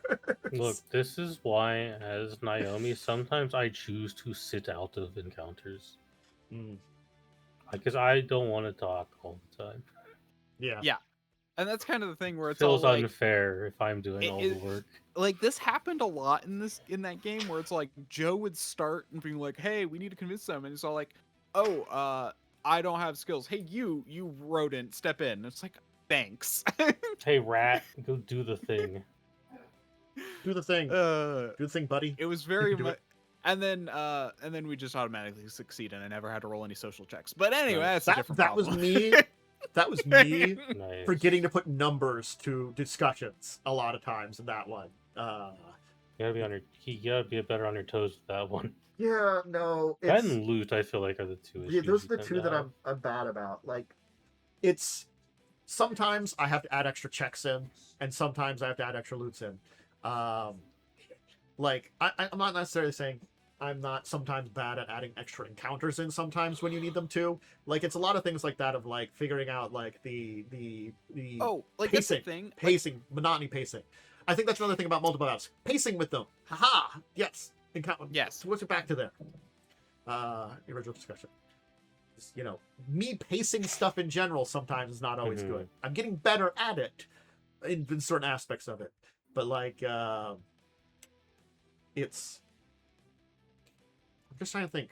Like, I'm not gonna lie. I think in Shadowrun, if you guys wanted to steal things at certain points of times, you probably could have. I have not stopped you or said anything about it, but no one has asked for it. And it's kind of hard to just... You don't present stuff in that game system for it. It's like if people take something to possibly sell or something like that, that's fine. But you have to actually, like, say something about that, too. Yeah. Like, you got a bunch of stuff from a guy you put in handcuffs. So, I mean, like... Yeah, I mean... of course I'm gonna loot that guy. Yeah. Yeah. Got stuff.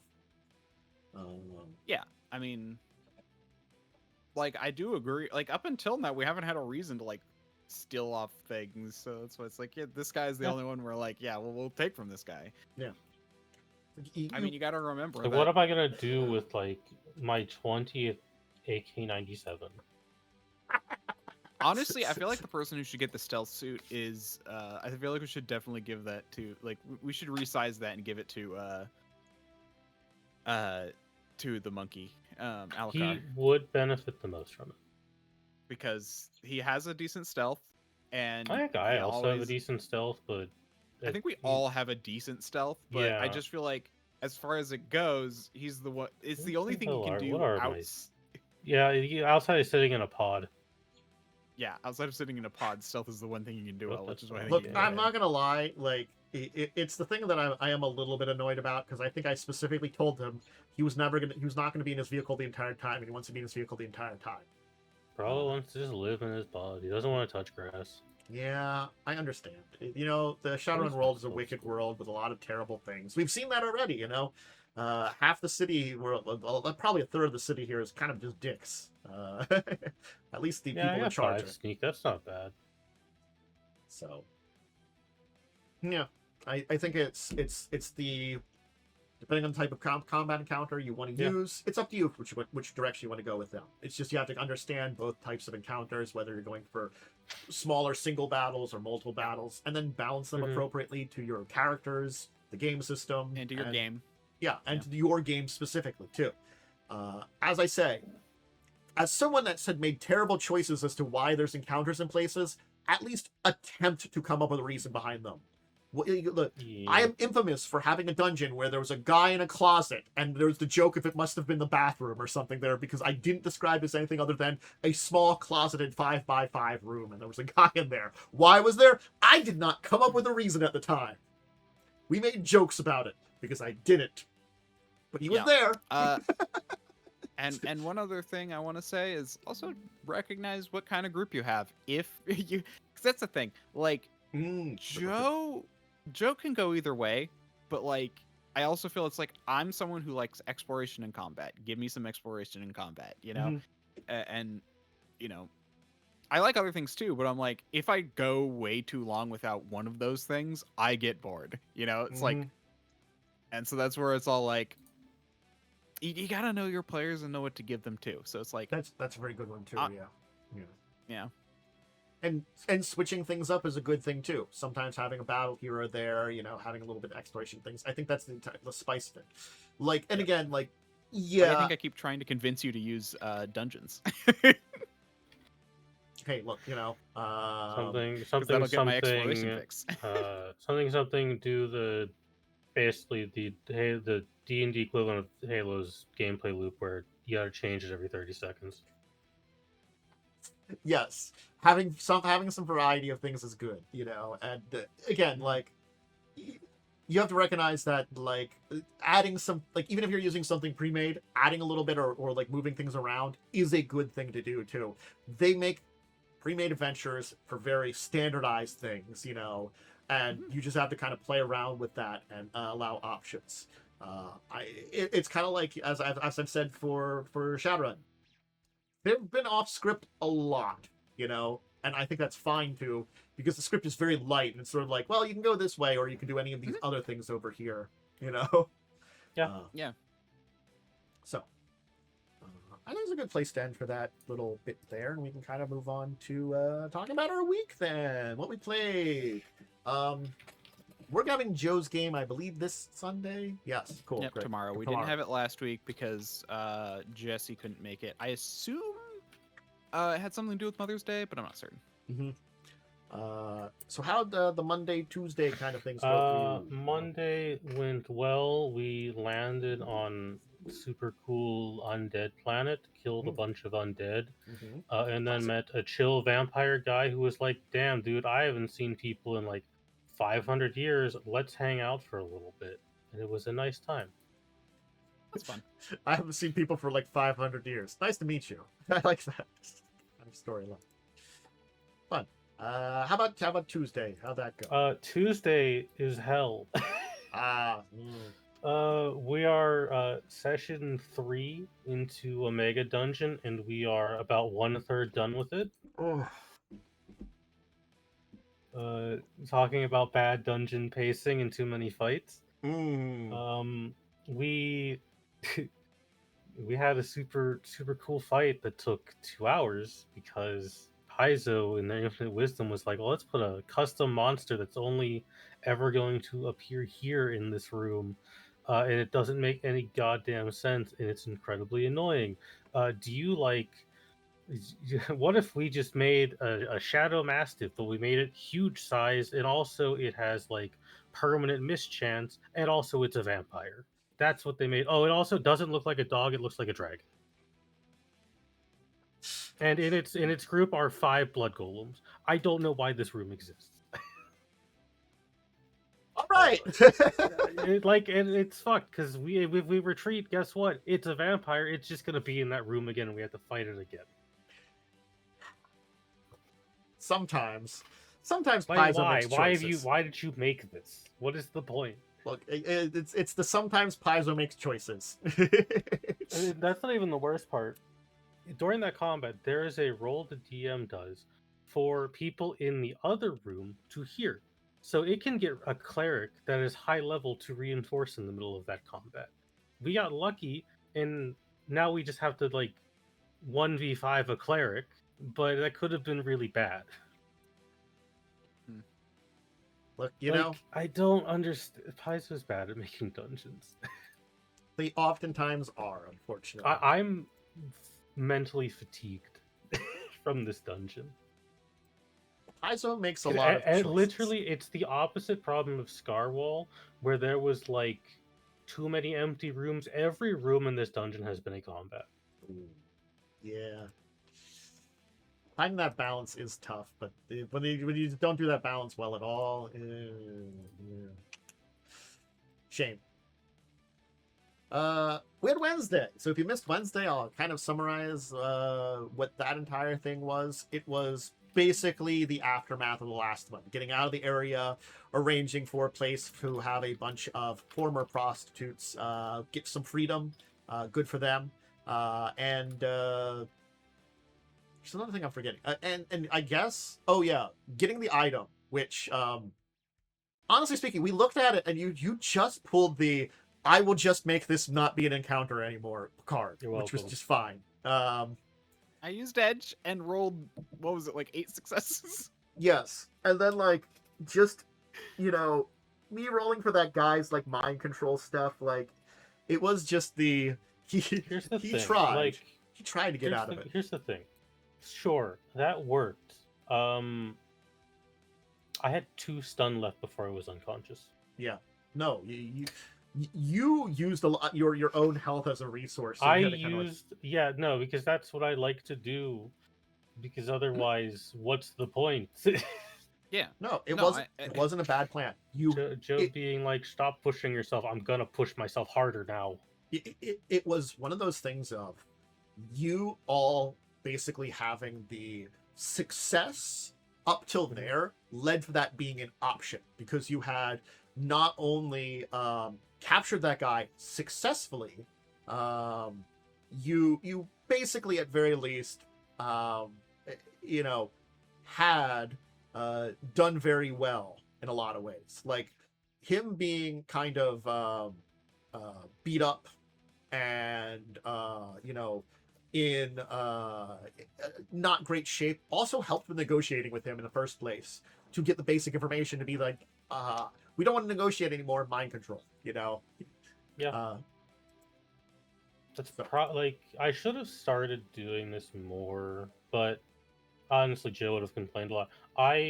If this like does continue into more games, there's probably going to be a lot more of me having a little bit of a backseat to negotiations, and then when needed I'll step in. Yeah. Because I don't want to be the person rolling 10 dice and just instantly succeeding. Yeah. I mean, that's the one nice thing about social is that it's not quite a direct win or lose like that, where it's all like, I mean, if Dan wanted to, they could still like, yeah, people can just like, lie. Yeah, it's like, look at them, like if I rolled those, and he's like, okay, fine. But you step out and I'll search you, and then you can go. Like you could have done something like that. I could have given him an extra dice on something that he would have been actually able to roll and get out of the thing too. But the thing is, I found using him that way was a pretty good idea. Sort of like he had all the knowledge to be able to do that. He was the one that went in there in the first place and gave it to them. It's like you use the tools appropriately. Because, again, it's the entire thing of planning for Shadowrun a lot of times. Because otherwise, you would have to plan how to get in there, probably stealthily, because you don't want to get in a fight with the entire compound. Yes. Get the thing, and either break into the safe, or negotiate with someone in there for the information. Not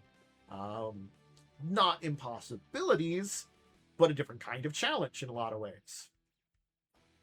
So that's where it was very, very interesting, a lot of the directions that were taken there. And again, I was fine with that because I feel like we didn't have to roll the die, and it would have just been possible dice rolls otherwise. You made dice rolls earlier that were very successful that gave you a bonus later. That's the kind of way it was. And you got a reward for good rolls, That's how it should be. Yeah.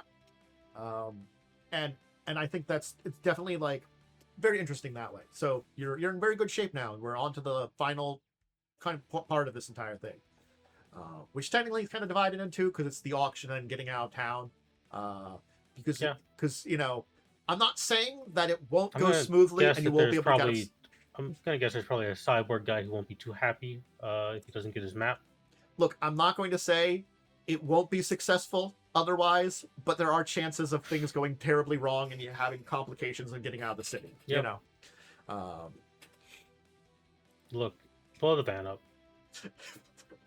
I have been tempted to. My question will be, I'm not going to lie. How's he getting the van out? That's Not my going to get it question. out if he waits till after the auction. Exactly. Yeah. Like, you're gonna have to leave that van. And all the dogs and stuff like that too. I'm sorry. It's the thing of whatever happens. You're gonna have to get rid of that before the auction. Even if and when things he, go. And when he inevitably complains, you can just be like, look, I told you like 10 times that it was a bad idea to make a character relying on a car. I'm Yeah. sorry, you made the van is the character. Yeah. I'm specifically going to say, like, hey, I'm going to remind him, hey, it's like, there will, depending on what happens, there very will likely be very little time after the auction, because getting out of the city with a high valued item Mhm. that probably a lot of people that would be not against, like, the longer you stay, the more people might come to try to get it from you. Yep. Like, that's why you have to get out quick, because if you get out To be fair, quick, if we get out, we can maybe contact Kayan to like get the car out later, but it's still not the best idea. you have to abandon it for a period of time, which, you know, where are you going to abandon it, and like you know, have it safe or something like that, you know. Yeah. To guarantee If we do that, then when we get it back, it's missing a robot or two because it was wrong. That would be funny. Yeah. Or it's missing its tires. Tires and some robots. Yeah. It's lots of cinder blocks. Yeah. It's just like, again, it's. I don't know. I feel like you kind of know the risks when you tie your character around one very high value item. Yeah. Like IEDs exist in this universe. Mm-hmm. And certainly speaking, I'm not gonna lie, as much as you've avoided overall pissing off the area boys, there's probably enough of a contingent that might be kind of pissed off that, you know, would not be impossible to go against you. Like, I'm saying like this now, like, depending on circumstances, you know, someone could tip them off to you guys, you know. Yeah. If you know, again, the auction will have a lot of opportunities for good or things bad to go your way, and I've got some like back burner options I could pull in there. But like, you know, you have not been the most peaceful here in town, so things can definitely go wrong. And if anybody knows about that thing, yes, you're right. High explosives or like rockets or something into that thing.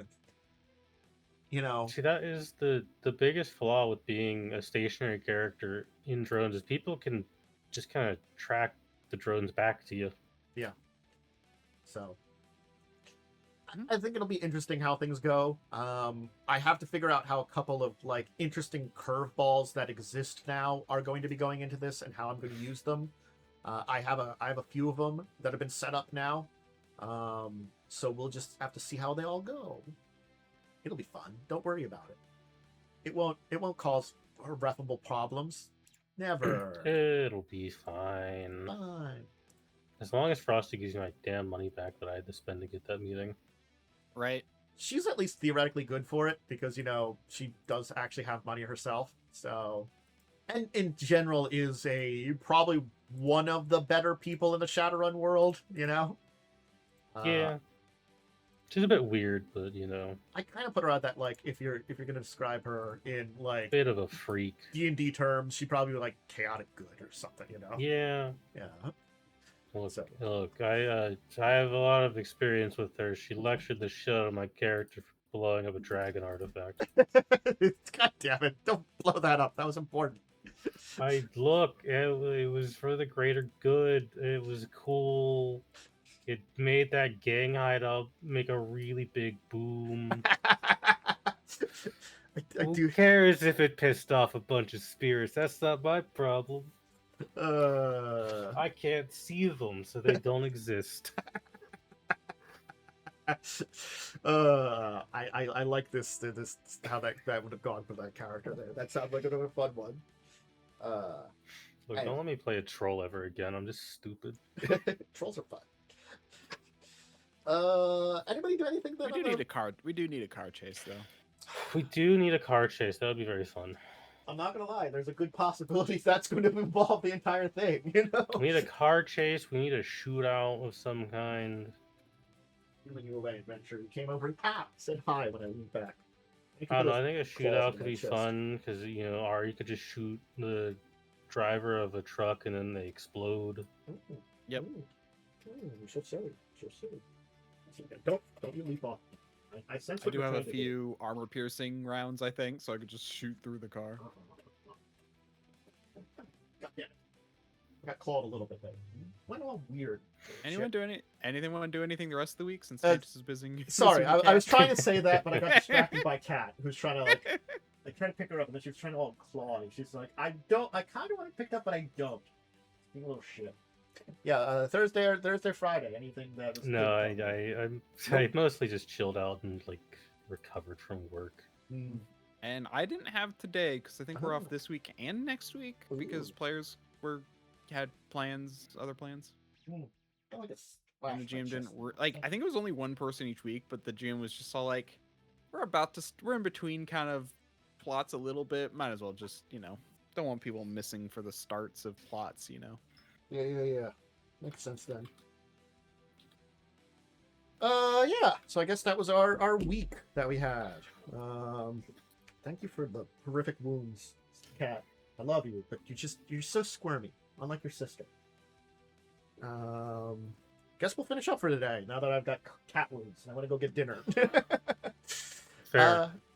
Thanks everybody for joining. So I have we'll turn it over to, I guess, Worm, unless you got anything, shout out, Momo. No. Okay. Cool. I was gonna make a joke, but I don't need to make that joke. We turn over to you. Yeah, I'm DiamondWyrm. And you can find me on twitch.tv/DiamondWyrm or at DiamondWyrm on Twitter, Blue Sky, and YouTube. I'll be streaming tomorrow at 10:30 a.m. PDT. Cool. Also, I like Tofu the Rat Snake. Tofu the Rat Snake. Have you guys heard of this? The name is familiar, but I can't remember it now. It's a snake that specifically hates Markiplier. Oh God! Oh yeah, that's a. I've seen that, but I didn't know its name. I didn't know its name. I think I'm too offline for that. It's amusing.